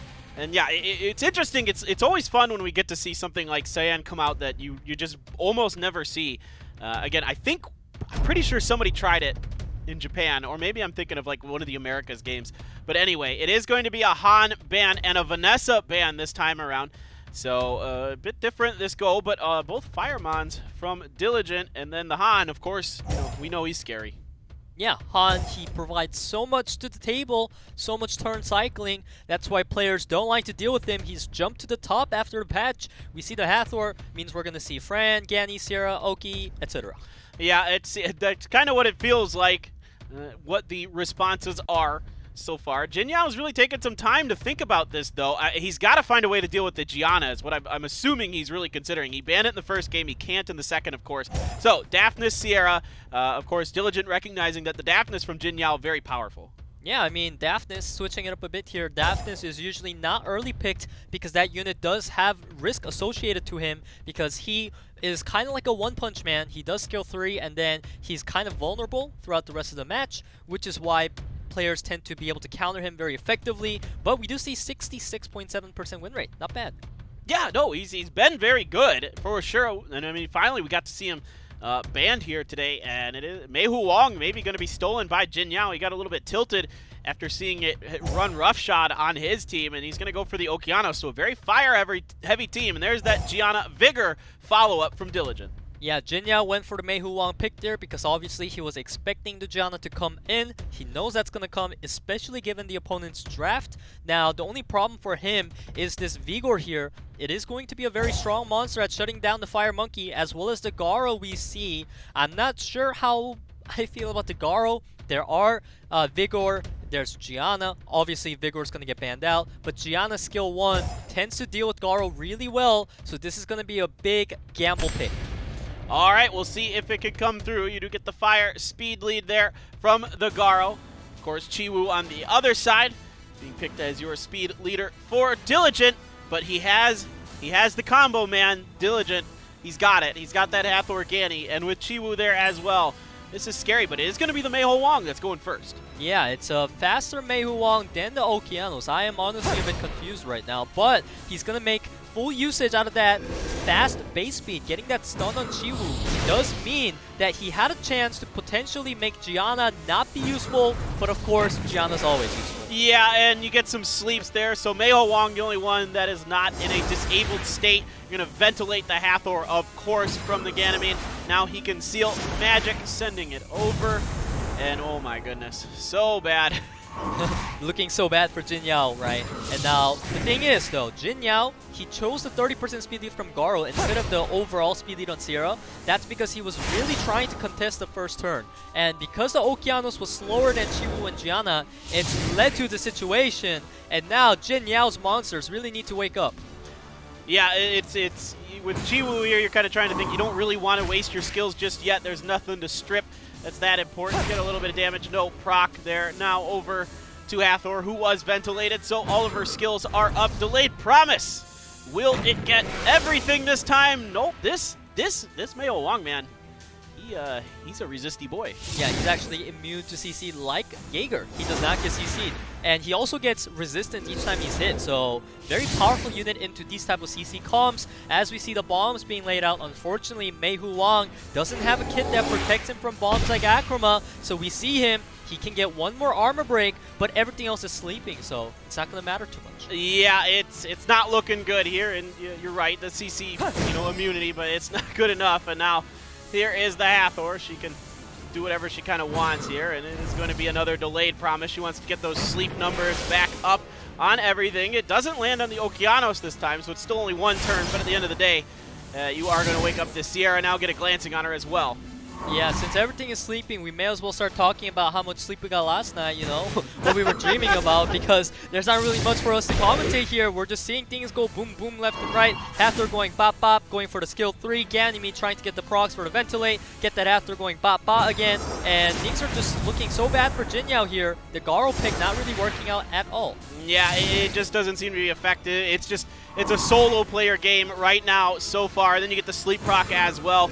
And then you're just going to do some Gianna shenanigans, get some more bombs on top of the Okeanos here as you just wait and kind of decide what you're going to do. You're going to go over to the Sierra, wake her up, do a little bit more damage onto her, but you can put her potentially right back to sleep here with Hathor.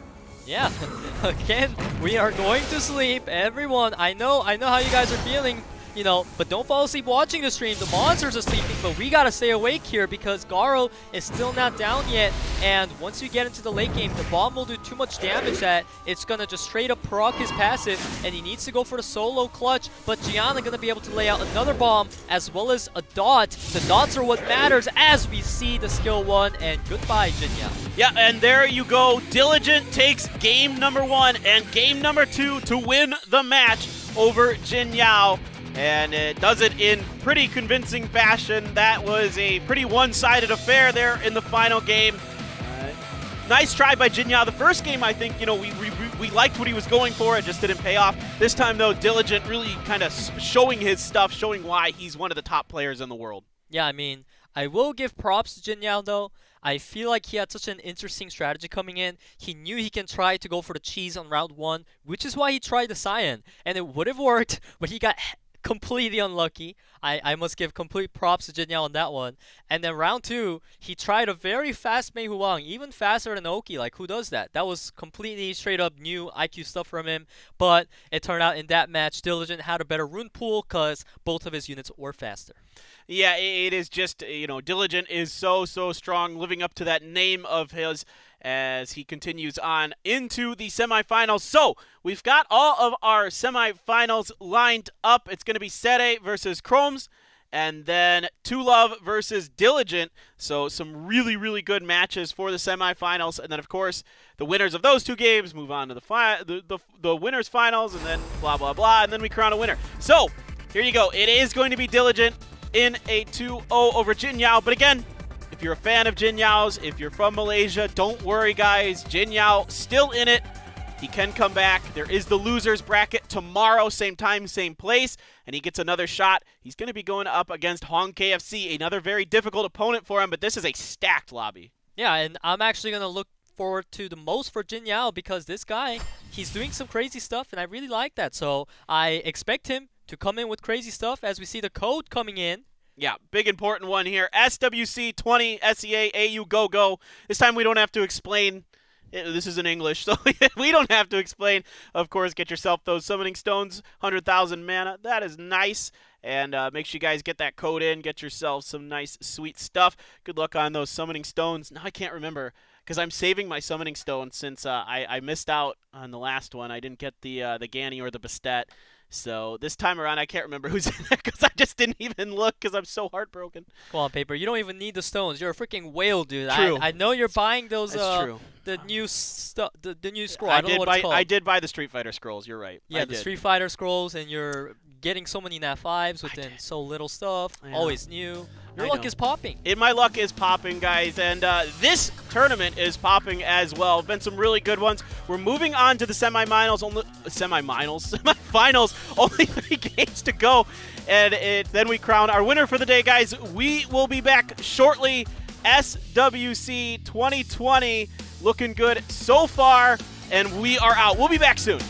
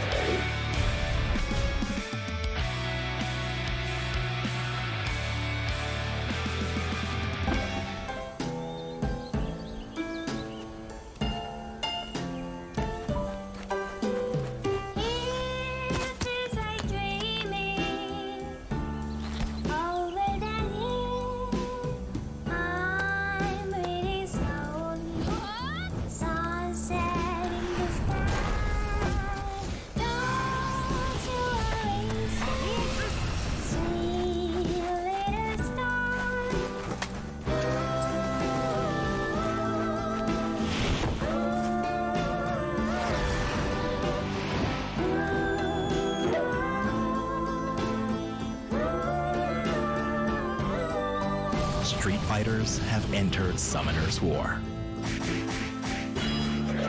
Unleash a new world of adventure. Summoner's War. Event bonus. Get Ken for free.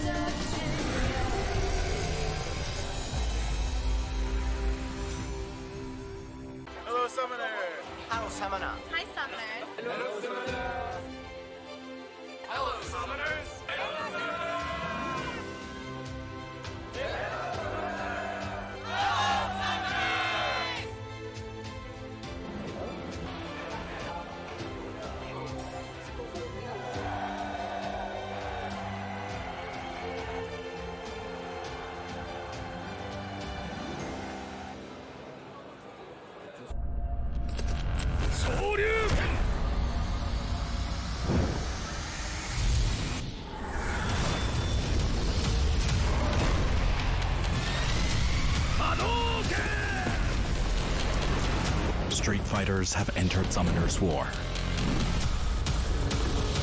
Unleash a new world of adventure.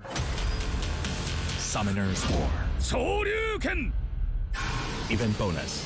Get Ken for free.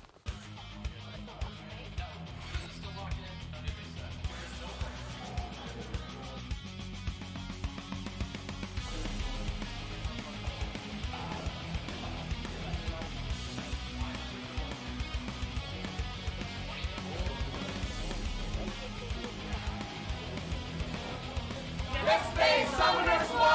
Let's play Summoner's War!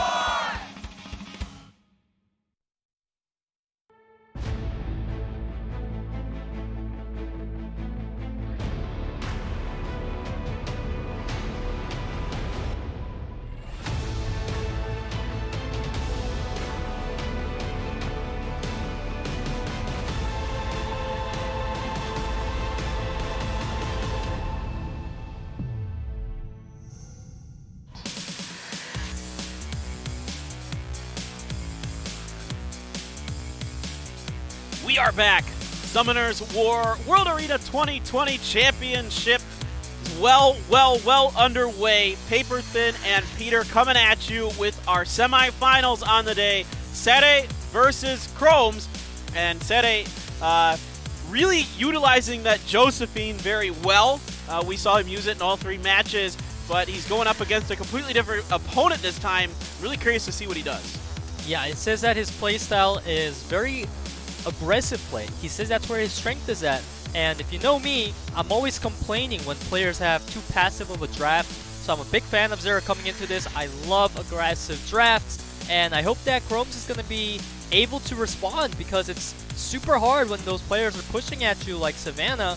You want to go with the Leo, and then they put in a Rika all of a sudden. Wait a minute. You know, there's so many things I got to ban. I like those plays. Yeah, and we know KROMZ has a really strong Savannah, so you can see it was banned out. He's got that Jaeger as well, and for him, you know, he's looking to do that. He's really looking to push the advantage here. Is KROMZ? We'll see if he can get it going this time around against a deep pool of some light dark net 5s that SEA&AU has. We haven't seen the Beelzebub even yet, and I think he does have a Ragdoll, yes, because we saw it got banned out in game number 2.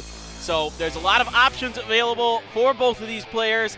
SEA&AU versus KROMZ, the winners semifinal round number 1 coming at you here. I'm really excited for this. These guys look really good, although all of our games today have been really good.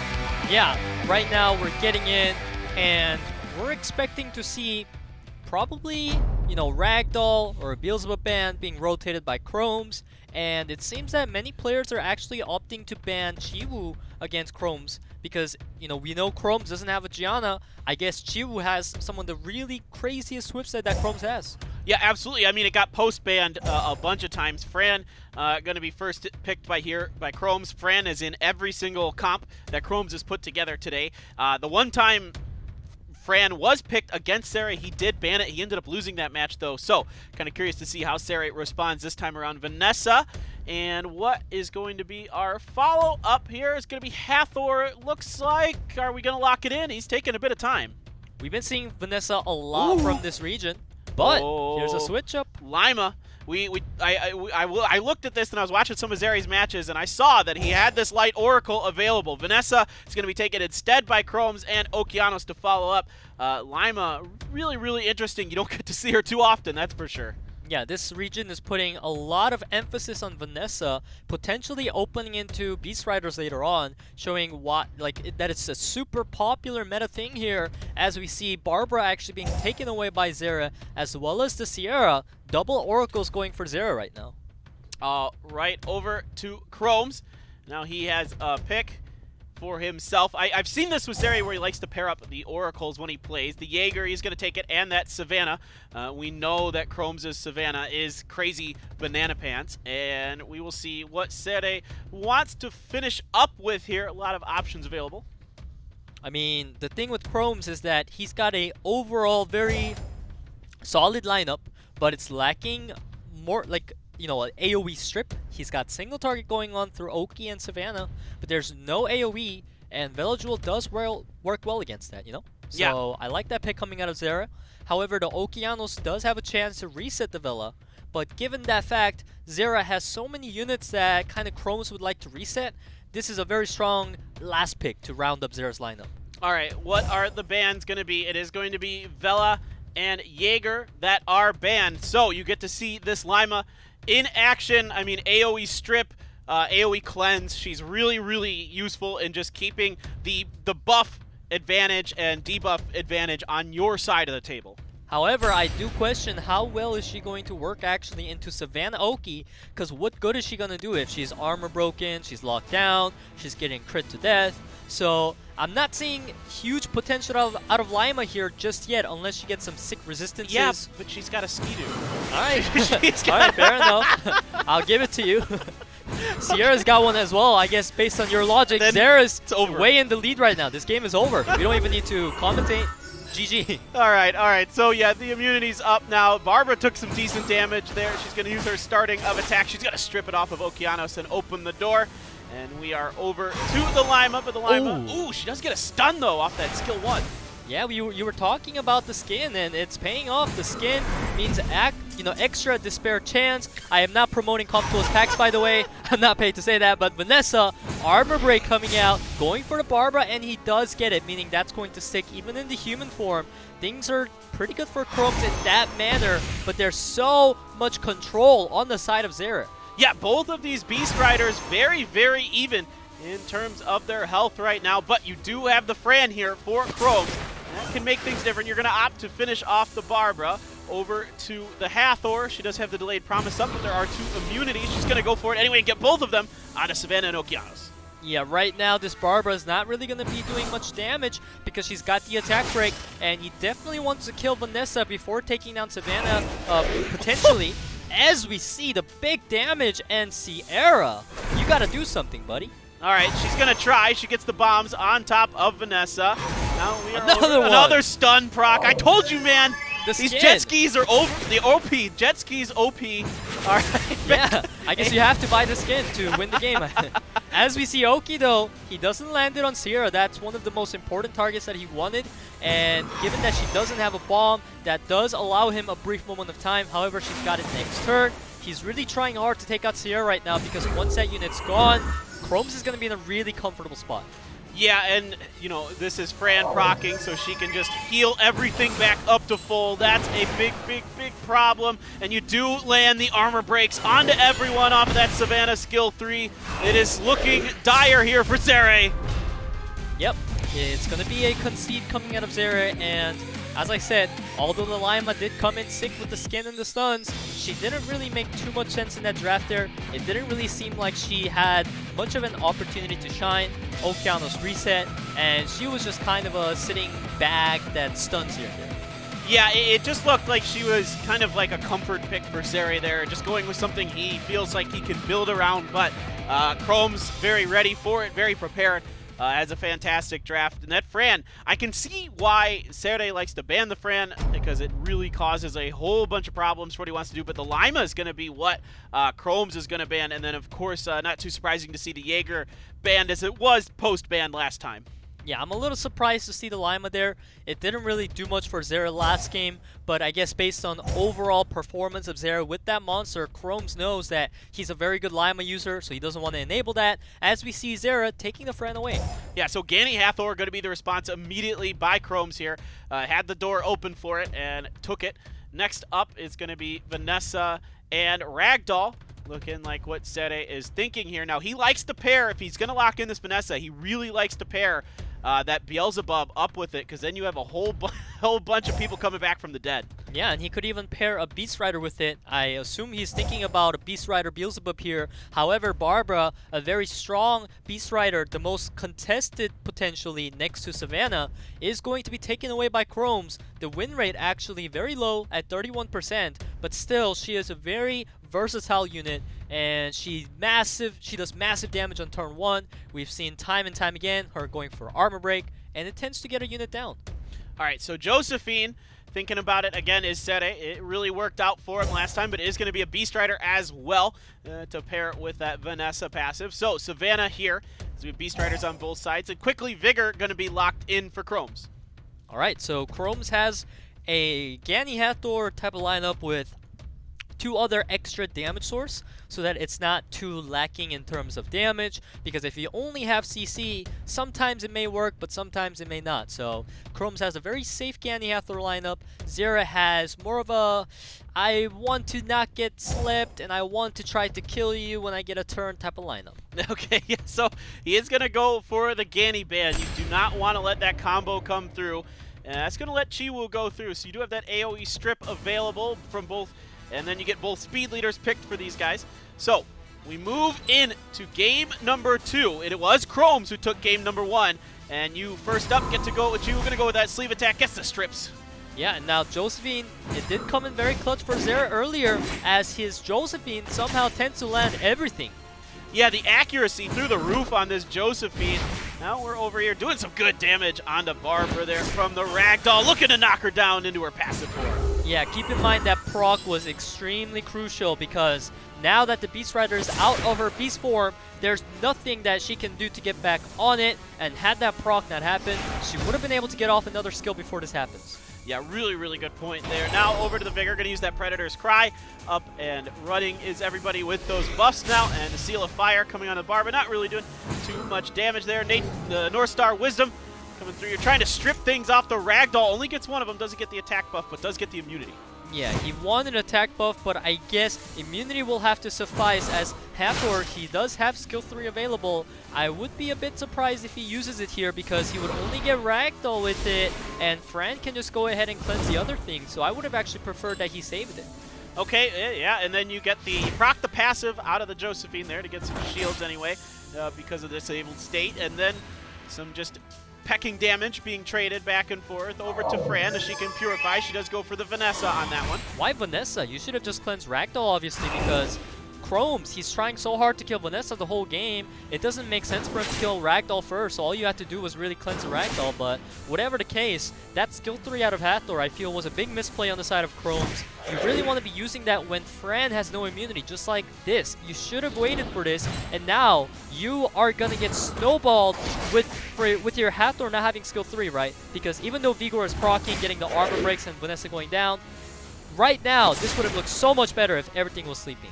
Yeah, that's a really good point. It's looking pretty even, though, between the two of them. Now we're going for that Josephine stuff. She does get the provoke onto the Vigor there. Sweet Dreams going to put Fran to sleep, and that's going to proc the passive again of Josephine to at least give her a little bit of a shield to hold up. Good stun coming through onto Hathor. Wow. Return stun onto Vigor. Big stuff from Josephine. Yeah, XERE's Josephine is something else, man. It's doing what every other player's Josephine doesn't do. Landing everything, landing stuns, even on Revenge. And that RNG is coming in big time for XERE here, as KROMZ really wanted to utilize that beneficial block effect and go with the Vigor skill 3, but he missed his chance, and this is going to cost him. Yeah, that Chiwoo takes a bunch of damage, and the proc coming in from Ragdoll. Goodbye. And that is going to be Chiwoo down and out. Things starting to look bad for KROMZ. Yeah, that's really unfortunate stuff. The Josephine has been too consistent throughout the game, as we see another provoke into not even a stun, but the Ragdoll just going to lay out the dot, and it seems this Vigor could potentially get stunned or even die to the Josephine here. All right, we'll see if that does end up happening. He's going to go for it. It does get stunned, and those dots whittle it down quite low. You have the heal up from Fran. The immunity buff comes through as well, and that's going to be KROMZ tapping out. XERE taking the game, and he is going to bring it to game number 3. All right, well, we certainly cannot flag XERE at all anytime he picks Josephine, because this unit is doing great work for him. It bought him so much time so that his Fran was not able to get locked down when it was in the most dangerous spot, and the game is 1-1 now, looking pretty even here. Yeah, this Josephine is nuts. A couple of big procs coming through for Ragdoll as well there for XERE. So KROMZ, that Lima ban, well, you know, you did win the first game anyway, so maybe that one. Going back to the Ragdoll, I am sure. And then actually Fran's going to be the pre-ban from XERE. I thought he might do something like this. He's just not interested in dealing with that. Yeah, Fran has been a unit that's had a very high win rate, I feel like, today. Whenever there was Fran, she was always proccing at the right moments. She was doing just enough to tilt the match in the favor of whoever was running Fran, as we see Hathor first pick. Yep, Hathor first pick. Now XERE he'll go for some other stuff. Okay, he likes the Lima and the Ganymede to follow it up this time around is what he's thinking. He hasn't locked it in just yet.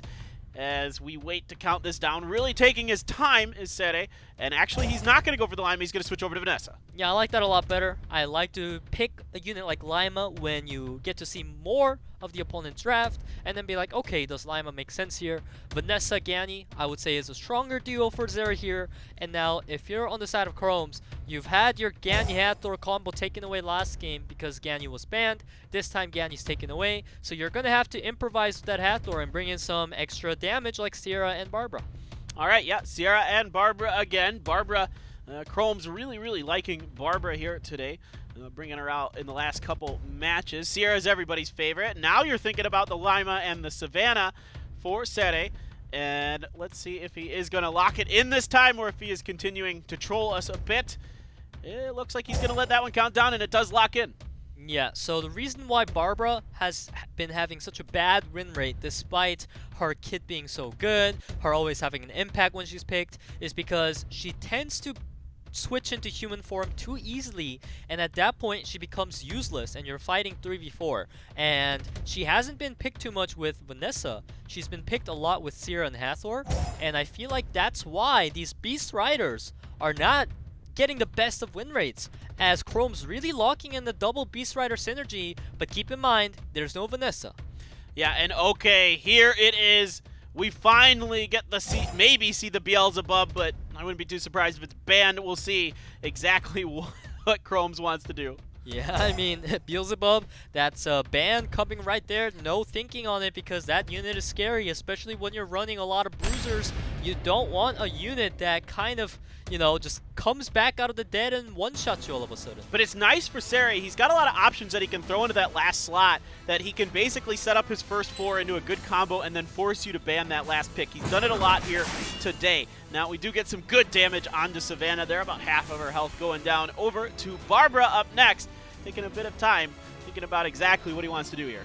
But the problem with that is if you go for Savannah first, then you're not going to be able to actually do much with it, because when there's Gany Vanessa, she's going to keep reviving, and we see a skill 3. Well, he gets the sleep on Savannah. Alright, well, I get he did that because Gany was going to move there anyways. So had he went for the strip on Gany, Lima would cleanse. If he goes for Lima, then Gany would reset anyways, which is why he went for that. However, alright, well, if he resets the Hathor anyways, then it works out. And the SEA&AU bomb coming out, just going to get the attack bars. Yep, I was just kind of thinking the same thing. All right, Vanessa now, Seal of Fire, does get the armor break onto SEA&AU, but it's her turn. She gets to go. She violent procs again. Are you serious? The skin, I told you. Yep. And she's just going to keep getting the crits, the attack bars, and Masha just going to rain down some more damage everywhere. This looks really bad for XERE because keep in mind, as I criticize Lima as a monster, she doesn't really make sense. I don't know why Lima's a thing here because there's not anything she can strip, so her skill 2 is useless. You're just relying on the skill 1 basically to stun like 25% of the time. Yeah, and there's nothing really getting through. You've got the armor breaks, but you're not doing a lot of damage. Now it is Savannah's turn. She's going to go for it now as well, just to make sure everyone was fair and equal. Everyone has the armor break now as well, so you're getting a little bit of decent damage done. It is over to the Ganymede here, and that Masha getting weak, but she still has her Beast Rider form available. We still have both of the Beast Rider forms available, and oh boy, that's Savannah. It's not looking good. Yeah, Lima needs another turn before she can do anything to save the Savannah here. He's going for the stun, but he does not get it. So Savannah, he needs to make full usage out of the skill here. He's getting the crit, but it was only one crit. And now SEA&AU, will she survive the Ganymede? Yes, she does. And this bomb is going to kill something. Yeah, this is scary. This is very scary. Gonna go for the bombs onto Lima. Does get them to land. Here comes the promised time. It is going to explode it. It doesn't finish off the Lima, but it does get the stun. Yeah, the stun landed. Very good for KROMZ because he doesn't want Lima using that skill 3. It is up right now. However, the SEA&AU just been proccing so many times that she's got all the bombs she needs, and Lima can't even do anything now. Yeah, SEA&AU in a lot of trouble right now. That's Ganymede down. He's got to do something with this Lima. He's just going to tap out. It's going to be KROMZ coming through in the best of 3 over SEA&AU. He moves on to the winners finals. Yeah, I mean, Josephine, great pick for XERE. Lima, not so much.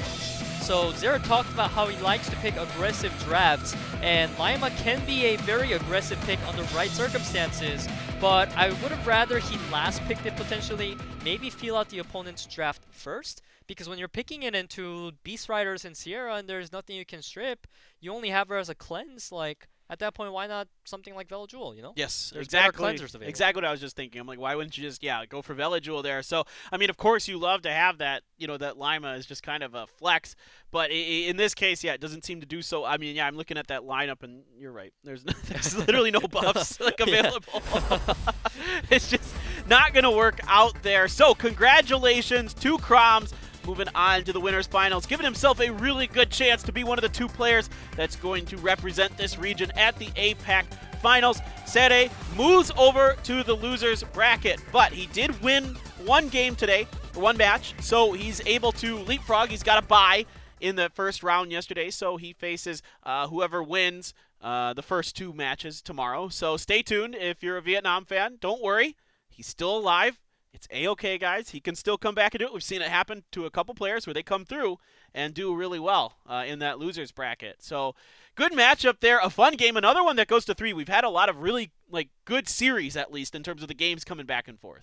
Yeah, I mean, none of them felt really one-sided, and even when there was a 2-0, I felt like it all had to come down to a certain moment of like a big RNG moment happening, where if this didn't happen, the other player could have taken it. So there was nothing like straight up, if you remember Japan, Cabrera just outspeeding everything and just straight up in your face kind of thing. I've actually been seeing Cabrera play a lot on the World Arena, the list that comes up, like the replays and other stuff, and he's playing a lot of the top players that we're seeing here, so he's been fun to watch. But we have our next match up coming up. It's 2Love against Diligent, another really good matchup here. I cannot wait for this one. I think these may be 2 of the best players we have, guys. Stay tuned. SWC 2020 will be back soon.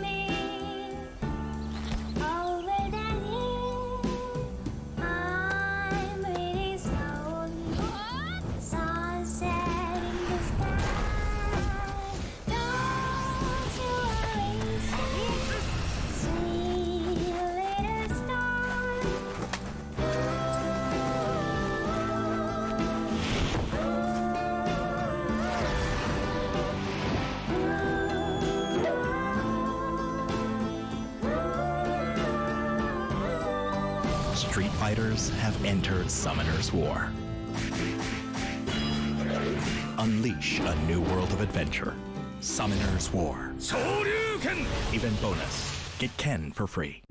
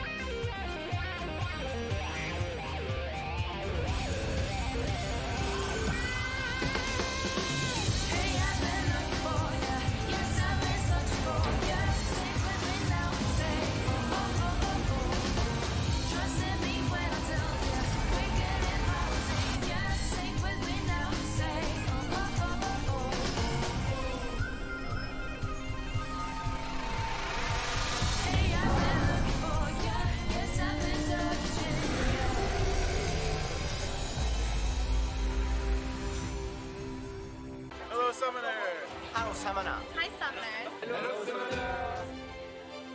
Hello, Summoners.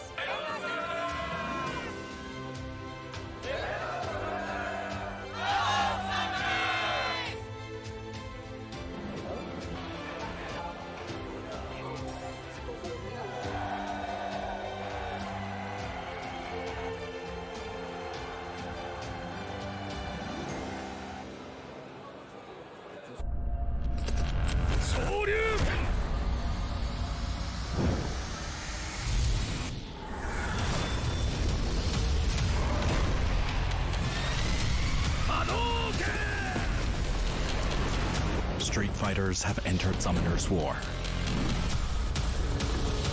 Unleash a new world of adventure. Summoner's War. 昇竜拳 Event bonus. Get Ken for free.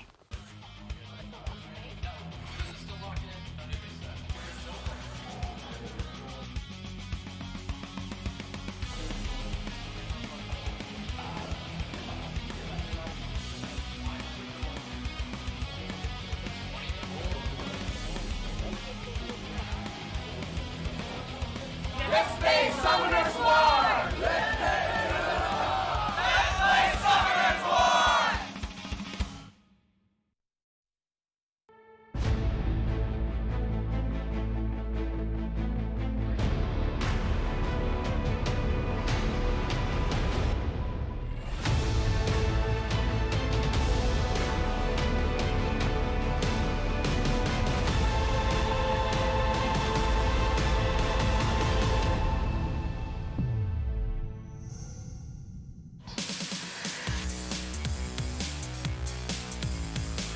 Buckle up, everybody. We have got an exciting match coming at you. SWC 2020. This is SEA&AU preliminaries, day number 1. We are at our last winners semifinals. Two Love going up against Diligent. Yeah, we have Mr. Two Love here. We know he's got JINYAO, he's got Wunsa, he has all the monster bucks he needs pretty much to come up against Diligent, who also has many of these units. Yeah, I mean, we know Diligent. We've seen him on the big stages so many times. We know what an incredible player he is. But Two Love, man, no slouch. This guy from Thailand looked really good. Lost his first game against HONGKFC, one of his brethren from Thailand, and he came back and won the next 2 games. Yeah, and we have Diligent coming up now. I feel like Diligent hasn't really shown anything too crazy in his previous match. He's been showing the standard units that, we know he likes to go for. But I'm sure this match, he's going to be bringing out some more of his toys. He does have, for instance, Leona. Ah, yes. Leona would be really exciting to see. She's very, very fun. And I'm really curious to see what Diligent's got. It was, a little bit challenging there for JINYAO, but he played valiantly. Almost took the first game off Diligent. And now it is time for these two to square off. Two Love versus Diligent, a matchup of two really, really strong players. Can't wait to get this one underway. Like you mentioned, Two Love really liking that Wunsa. Really proved to be a power pick for him in the last game. Big deciding factor over HONGKFC. What are going to be our pre-bans this go around? Two Love's getting first pick, so I wouldn't be surprised if Diligent went for the Gianna pre-ban here. Makes a lot of sense. Makes a lot of sense. See if that's what they do want to go for. They have some time to think about it, of course. And is it going to be potentially the Wunsa? I think Two Love's going to ban Ragdoll because I feel like he hasn't really liked to go against that unit so much. I'm expecting Ragdoll Gianna pre-ban, but they have so much monsters that, of course, it could be anything else. Yeah, we'll see exactly. You're right. It is Ragdoll. And then Savannah going to be banned out. We got to see Savannah at the very last match from Two Love, so whatever Diligent saw in that Savannah, he's not real keen on it. Yeah, I mean, the Gianna not coming out means that Diligent, obviously, he knows that Two Love is going to think about first picking it. So he has a plan against it. I believe we could see a Juno later on, Tetra later on. There's Lucia. Many units that tends to deal with Gianna really well. We're seeing the Hathor being traded to one side as well as Gani to the other. Yeah, and then Fran coming through. Fran has been so powerful, such a popular pick. We haven't seen a whole lot of Fran until today, where it's been literally almost every game. Quickly, Chi Wuhan being picked up here for Diligent. And Two Love, he has a Beelzebub as well. We didn't know. I don't know about you, but I didn't know that. I like that, little pick coming out. I see that he saved it for an opponent that he's scared of, such as Diligent, and Diligent also bringing out a bit of a different strategy through the Han right now, and Tulov just all-inning on that second turn strategy. Oh my gosh, yeah, that Tyrannus, that's so scary there from Tulov. So much revive going on there. Diligent, they're really going to have to think about this last pick, really consider what he wants to do, because now he's got a lot of other scary stuff up there, but it's going to be Triton. I'm not too sure about this double stripper. I don't know if he needed that. I feel like he could have just gone for another threat that has a single target strip, because there's only one immunity on the side of Tulov, and that's Fran. So do you really need to invest that hard? That is kind of my question, right? Because there's even Tarnus, and usually the best way to deal with him is reset. I believe rather than Triton, a Sekhmet would have been perfect here. Sekhmet is a very good counter to Tyrannus. That's a really good point. So instead, we get the Triton, though, from Diligent. The first game between these two very powerful players coming at you. Diligent on the top, Tulov on the bottom, but up first is Triton. I don't know. He misses, and now Chu has a chance to go for it. Double chances. Hathor's going to get it. But the problem is, you have Chiwoo and Triton on your side. They are very... Oh, no! Nope. Nothing doing. Just the Ganymede for the sleep. And now you have an option. You're going to purify the Ganymede and just bring him back up anyway. You're going to seal the magic over on to Triton there and just really make things bad. Now, XERE does avoid the attack bar decrease, though. I mean, honestly, even if Hathor landed the sleeps, the point I was about to make is that there's not too much going for the side of Diligent. Even if he gets the bombs on, there's a Tarnus to bring them back, and he doesn't have enough CC to keep everything locked down, I felt like. So, regardless, I feel like Tulov just has the better draft here. All right, we'll see if it can come through. It's looking good so far for Tulov in a way, even though his Gianna is getting very beat up and put to sleep. But now you can Fairy's Blessing and kind of mitigate that somewhat. And now you're over to the Tyrannus as well. Just going to go for the skill 2 on XERE, I would have liked to see. I don't feel like that, you know, you needed to do skill 3 first. You might as well have done skill 2. Then you could have gone skill 3 and then skill 2. It's more efficient, but not too big of a deal. Okay, now just doing a little bit of chip damage, back and forth. Bomb is up now, and you are going to put it... Nope, never mind. You are not going to put it anywhere. It's going to be put back in your pocket. Diligent, he is just not getting anything landing this game. Things are looking very unfortunate because once that XERE goes down, it's game over for him. Yeah, and again, Fran, Fairy's Blessing here again, so the immunity's back up, making it even harder to do this CC.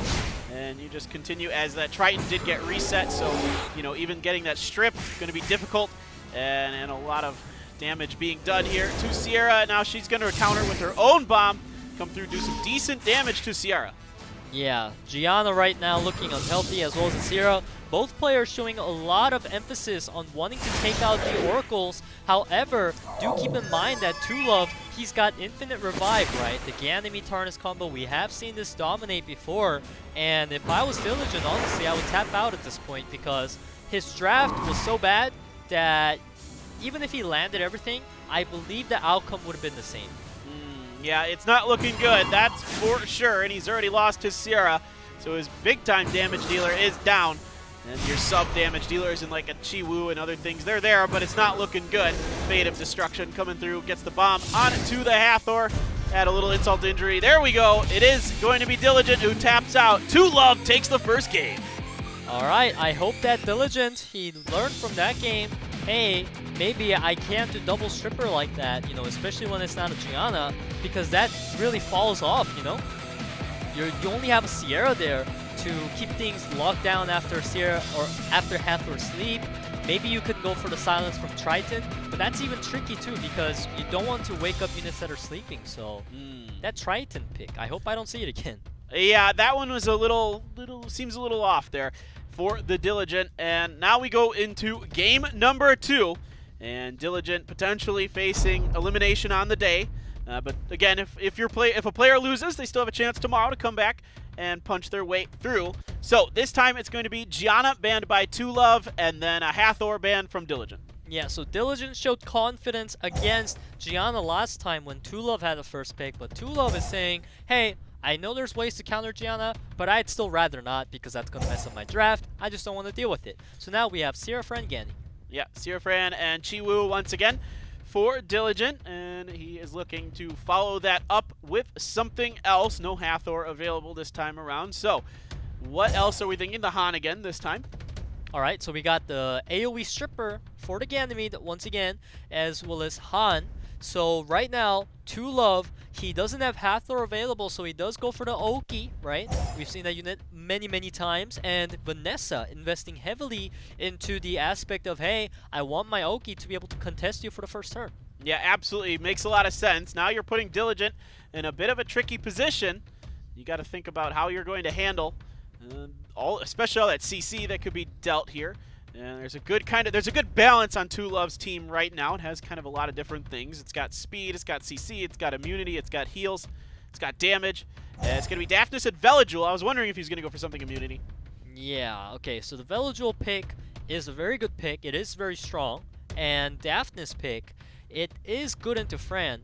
However, there is Okeanos there. So Two Love, he's most likely going to want to ban out the, it seems like Veligul, I would say, because he's going for the Triana to completely counter out the Daphnis. So I wouldn't be surprised to see that out of him. Okay, let's see if that is what he's thinking for that ban. Some revive coming on Two Love's team one way or another. And we'll see if that comes into play too much. They're really thinking about this one. And it is going to be Okeanos and Ganymede being banned. Yeah, I'm really surprised that Veligul wasn't the ban there, because you got no Stripper. Come on. Two Love, come on. Just ban Velo. Why Ganny? I don't know. I don't got an answer for that one. He didn't want to deal with the Chiwoo, Ganny reset into Daphnis doing things. But right now, he's still in a bad spot anyways here, because Daphnis is going to be getting the things off. And Sierra's not going to have the bombs up for a while. We got to read the attack cards. Han is going to be able to poke down the Vanessa down enough to a range where Daphnis is going to be able to pop the Triana passive. However, he could also choose to just target Triana instead as Vanessa with the proc. Huge proc and finish there from Vanessa onto the Han. Now you have Veligul. You're going to go for the Sanctuary over to Daphnis. It's his turn to decide what he wants to do. Yeah, that Vanessa being able to move before the Veligul was so crucial for Two Love there. And we have XERE getting knocked down. Daphnis right now, it's tricky for him. If he skill ones, it bypasses Triana, but there's Vanessa passing. Yeah, it's really difficult. Triana can heal and get her immunity up. Not really doing much there on to the Daphnis, just plinking at those shields. And then it is Chiwoo now. The North Star Wisdom going to use it onto Fran, try to go for that strip. He's going to get both of it. Yeah, he does get both of it. However, Fran right now, he's just going to go ahead and keep XERE healthy here. XERE's the main carry of his team, so to say. And if you're Diligent, you really want to work it down. Punishment's going to deal tons of damage. We did see the Daphnis on Violent Runes. He could really use a proc here. Yeah, we'll see if he gets it. And Chiwoo only the skill 1 up. Daphnis is turned to Overwhelm. Okay, oh boy. No reset, no proc. That's going to be Daphnis down from the Fran, and Diligent's going to go down there. Yeah, so Diligent does fall. It's going to be Two Love in a 2-0 over our player from Australia. So a nice performance here from Two Love, and he takes, I'd say, a pretty surprising 2-0 over Diligent. But again, Diligent, he's got tomorrow. He gets the bypass. He gets a bye in the first round, so there's still a shot here if you're a fan. To be honest, I'm a bit confused right now because I didn't expect the Vanessa to be able to move before the Veligul. Like, I believe, of course, there's 33% speed lead on the Vanessa, and it's possible that Diligent went for the HP leader instead of Chiwoo speed leader. I didn't see the leader skill there, but whatever the case is, had Veligul moved before Vanessa, then there wouldn't have been an armor rig coming out of Vanessa. So even if she procced, Han would have been fine, and he would have got to do a lot more skills before he died. So I feel like Veligul being there was a crucial factor for Diligent, but it was so slow, and that's why he lost, because his crucial factor ended up being useless. That's a really interesting point. Yeah, it was kind of weird how that all went down, and then when that Vanessa just went on that Han, he was just absolutely melted.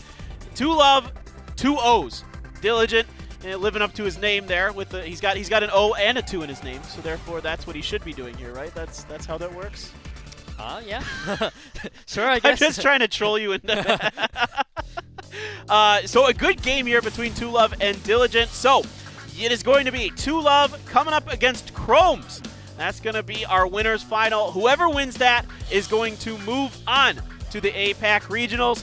The loser goes right to the end of tomorrow. So big match coming up and a code coming at you guys. Stay tuned. We'll be back after this break.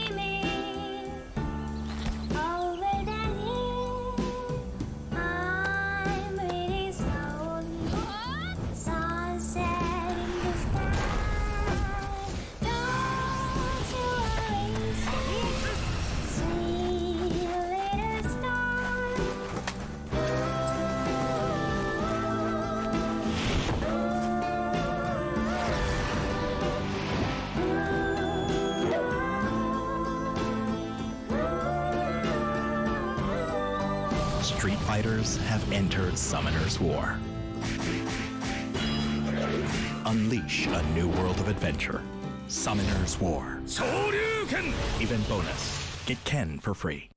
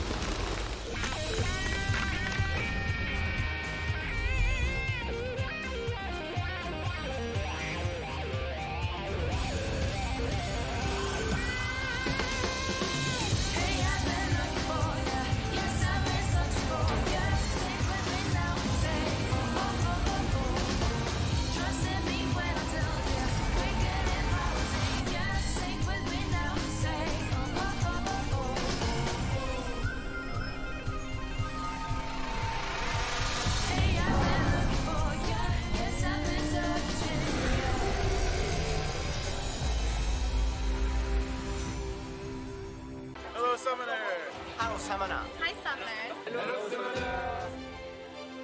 Hello, summoners.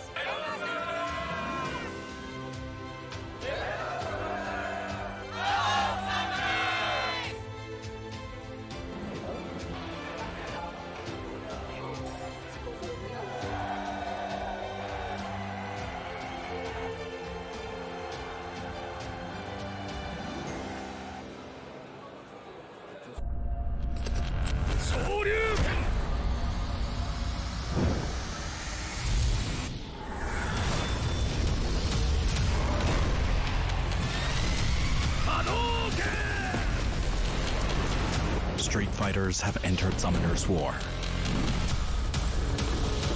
Unleash a new world of adventure. Summoner's War. 昇竜拳 Even bonus. Get Ken for free.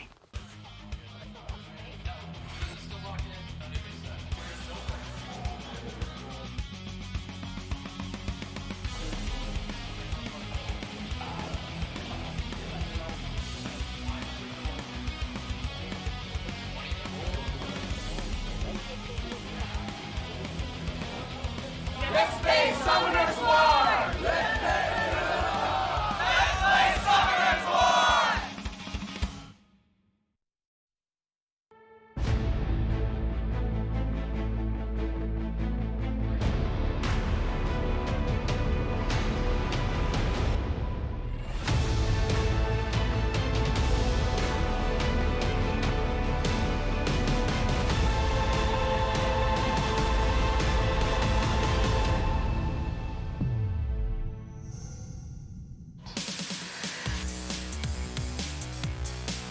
Welcome back, everyone. We are on to the final match of the day, KROMZ versus 2Love.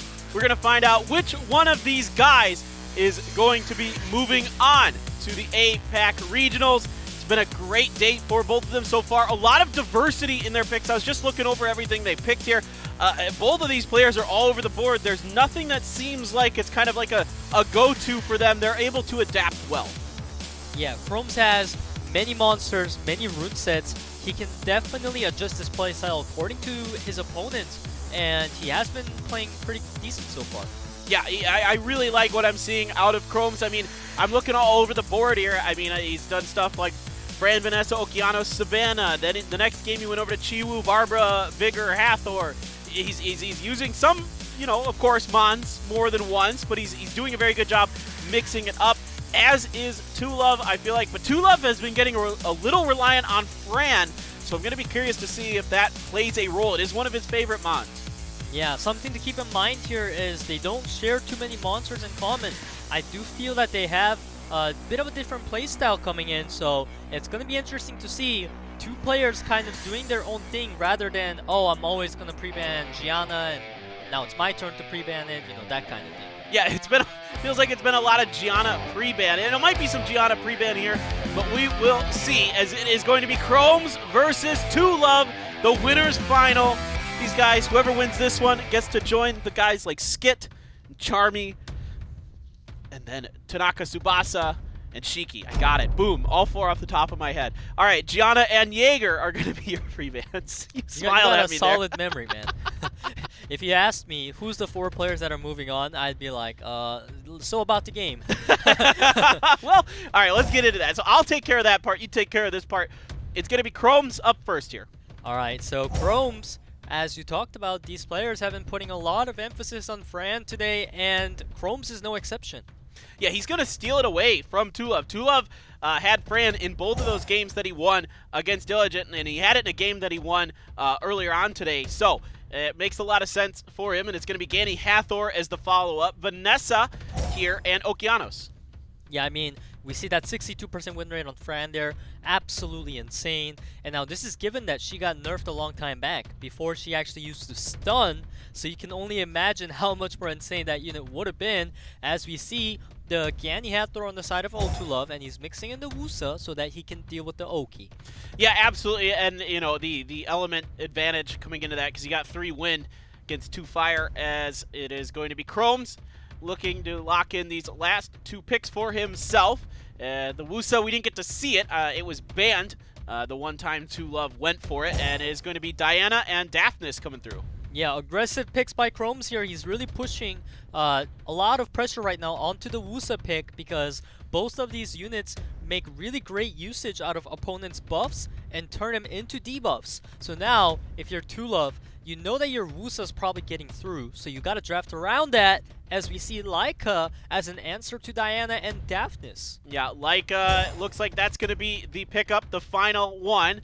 The bans, the post bans being thought about by both of our players here. KROMZ, it is going to be Laika who gets banned, and then Daphnis is going to be the final ban onto KROMZ's side. Yeah, Laika ban makes a lot of sense because that unit, he negates Daphnis' shield, he has such a shutdown on Diana. It was a really strong unit, and now we see Wusa getting the first turn, meaning Okeano's not going to get the strip most likely, but he gets it somehow. Yeah, he gets that immunity strip down. Incredible stuff, and now Hathor has been reset, so all those skills, but you can ventilate it if you want on the Ganymede, or you can just kind of bide your time a bit. He is going to go for the ventilate. The problem is Vanessa and Diana are tuned, so this armor break, if it lands, it's absolutely crucial. It's a game-changing armor break because now Diana can go ahead. She's going to utilize that skill too with the attack buff, and this is going to be a dead Hathor. So that reset landing from Oki was so huge. Yeah, and there is the Diana. The pew-pew is real. And then she's going to go again just for giggles. And she's going to come on through. Not really much she can do this go-around. She's going to do it again. Yeah, I mean, it's been a while since we've seen Diana going infinite times. She's trying. Here we go again. Diana showcase. Okay. All right. Well, for now, it's over. You never know when that can occur again. He was just doing a little bit of damage in there, and then you get the stun. Okeanos, and then the attack break. Everything going KROMZ's way so far. Yeah, 2Love is so far behind in the game right now that I would say he has about 2% chance of winning at best. And none of those attack bars got set back from the Seal of Magic. This is just crazy. KROMZ, so many things going his way right now. Yeah, he's just going to transform even with the glancing on because KROMZ knows that he's pretty much won at this point. He just needs to funnel the last damage needed to take out the Sierra. That Oki landing the skill too. Vanessa landing the armor break. Those two things were the key things that KROMZ needed to swing things in his way this heavily, and he got it all. Well, he just, you know, he's looking really strong right now. He had to go through SEA&AU, who I think in terms of like Monster Box may have had one of the scariest, and he's able to overcome that. And even though 2Love just 2-0'd Diligent, now it's KROMZ who comes back with a counterpunch, and KROMZ really making up for that kind of misstep he had in the early part of the day. Remember in the very first game, there was kind of a mistake he made, and then now, you know, and then we talked about it that he's in his pregame interview, he's made a lot of mistakes in the past, but it seems like he's learned from that here today. Yeah, I mean, his draft was really on point. His ban was great on the Laika. His choice of stripping was great on Hathor. He knew it was going to be faster than Gany, so he's playing on point, and the 50-50 worked out for him. Yeah, really, really good for KROMZ here so far. This time it's going to be 2Love who's like, I want Fran back, please. Can I have? Yes, you can, because you get the first pick, and it isn't banned. Over to KROMZ, and this time Sierra Okeanos is going to be quickly picked. Yeah, I like that KROMZ didn't immediately lock in Gany here, because I feel like when you go with the Gany too early, it works out badly for players many of the time, as we see Gianna coming out for the side of 2Love because KROMZ could not pre-ban it, meaning he was expecting it, so he's either going to draft around it or maybe ban it. Okay, we'll see. Barbara going to be picked up, and then Jaeger. We talked about this. He really, really likes Jaeger, and so it is going to be his pick. And now Savannah coming through for 2Love, the final pick for 2Love being decided here between our two G3 players, and it will be... we see still got some time. Yeah, given the draft from KROMZ, I actually think that Gianna might not be the ban here because there's not really a reason to ban her. If I was him, I wouldn't be too scared of the Gianna pick. The Triana pick is not too scary either, but it's very annoying. You have a team full of damage, and when you see a Triana, it just kind of makes you want to ban it, but we see the Gianna ban coming out as well as Molly for sustain. All right, Okeanos going to be banned on the other side. There was no great way necessarily to deal with him. You have some immunity from Gianna, but not nearly the stuff you're going to get from a Fran or a Veladjul. So, yeah, Molly, this is the first time we've seen her today, man. Can you believe that? She's been so popular in the meta. Yeah, I mean, every other server has been utilizing her to a pretty frequent use, I would say. But here today, first time we're seeing it, and it could be very effective because TrueLove doesn't have too much damage going for him. Yeah, no strip though from that Molly, no armor breaks, so nobody getting any procs just yet. Fran is up, she gets a proc of her own, and now she's just gonna try to go for that attack bar reduction, and she gets it, but she doesn't get the attack break. Yeah, I mean, the glancing, whoa! The glancing from Molly potentially keeping things healthy as we see Triana saying no to healthiness. I'm just gonna crit your Barbara down. Vanessa responding with the armor break and a crit. Yeah, so Barbara off of her beast, and now you get a lot of damage there from your Jaeger, and that's gonna knock Savannah down. So both the Beast Riders off of their beast, and Savannah just one-shot the Barbara over to doing some decent damage there, but you can heal that back up from Molly. It seems actually that TrueLove has a very solid reign over this match right now because that Savannah is not going to get taken down anytime soon, and you see those disgusting crits. Wow.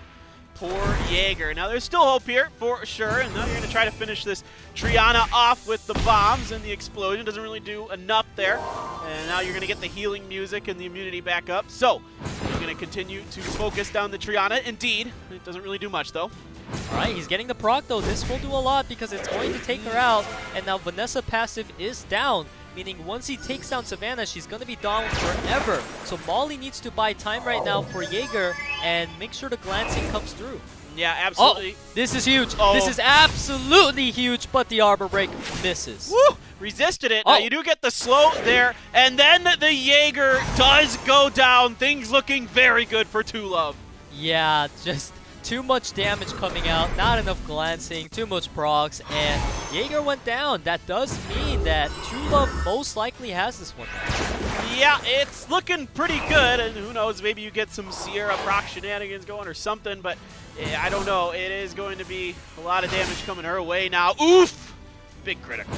Yeah, Savannah being out of that beast form is actually paying off this time. You usually don't have that when they go into the human form. They get taken out fairly easily, but when there's Vanessa, Triana, and Fran, she's just going to completely utilize that passive and just make that extra damage work. Yep, absolutely. It is nasty. If those Beast Riders are left alone when they're not on their beast, they hit hard. That's for sure. Exactly. That's why I questioned the Gianna ban. I talked about Gianna being a very scary monster that he's going to want to play around. But when I saw his team, I was like, okay, you probably don't need to be that scared of Gianna. The max you can do, stun you on turn 1, yeah, that sucks, but you got a Jaeger, and the bombs, I'm sure you can deal with them. So had he banned Vanessa or even Savannah, I feel like that could have been a 2-0 for KROMZ there. That's a really good point. And I mean, just looking at the amount of survivability as well that TrueLove has on that team with Vanessa, Triana, and then Savannah, I mean, it's just revives for days. All right, this time KROMZ going back to the first pick, Fran, over to Sierra Hathor, and of course our bans being Gianna and Jaeger. And now it's KROMZ's turn, Vanessa and Okeanos. All right, so we're seeing the very, very common units throughout this tournament here. Okeanos and Hathor. Sierra Fran being traded.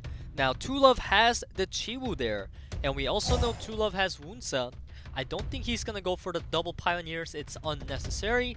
And if you're KROMZ right now, you're seeing a lot of speed on the side of TrueLove. So you either go for, you know, maybe like Diana, some bruisers to react to it, or maybe you want to contest it. Okay, and he's thinking about that for his last pick. It is going to be Savannah. It's going to be that last one. We've seen what Savannah can do when she's left alone. Ooh, Tianlang. That's the first time we're seeing TrueLove picking Tianlang today, and this unit does shut down Diana if it's picked, because Diana not getting any attack bar from those pre-pews will make her pretty obsolete here, as we see Vanessa being banned out. Smart by TrueLove, because you know that Vanessa's Savannah combo is disgusting. That does mean that KROMZ, if you don't ban Tianlang, what is Diana going to do? All right, well, let's find out, because he didn't. He went for the Chiwu ban. Now we get the Barbara start him attacking. Does some decent damage there onto the Fran. Just critical, but now you're opening up the stun. It does stun Fran there. Alright, and now there's the sleep coming out. It's going to land on everything here. That is going to be crucial, as now Savannah can attempt to get some speed buff going for the team, but no one is really moving to follow up unless she procs, of course. Ooh, big proc here. Now you got some decisions. What do you want to go for? The armor breaks are there. You're going to go for the Barbara and take her off of her beast. Down it goes, and there is nothing to bring it back this time around. Sierra bombs. Here it comes, right on top of Savannah. Oh, but it doesn't go. It gets resisted. Yeah, that's actually super duper crucial because Sierra is like the main highlight of the show here.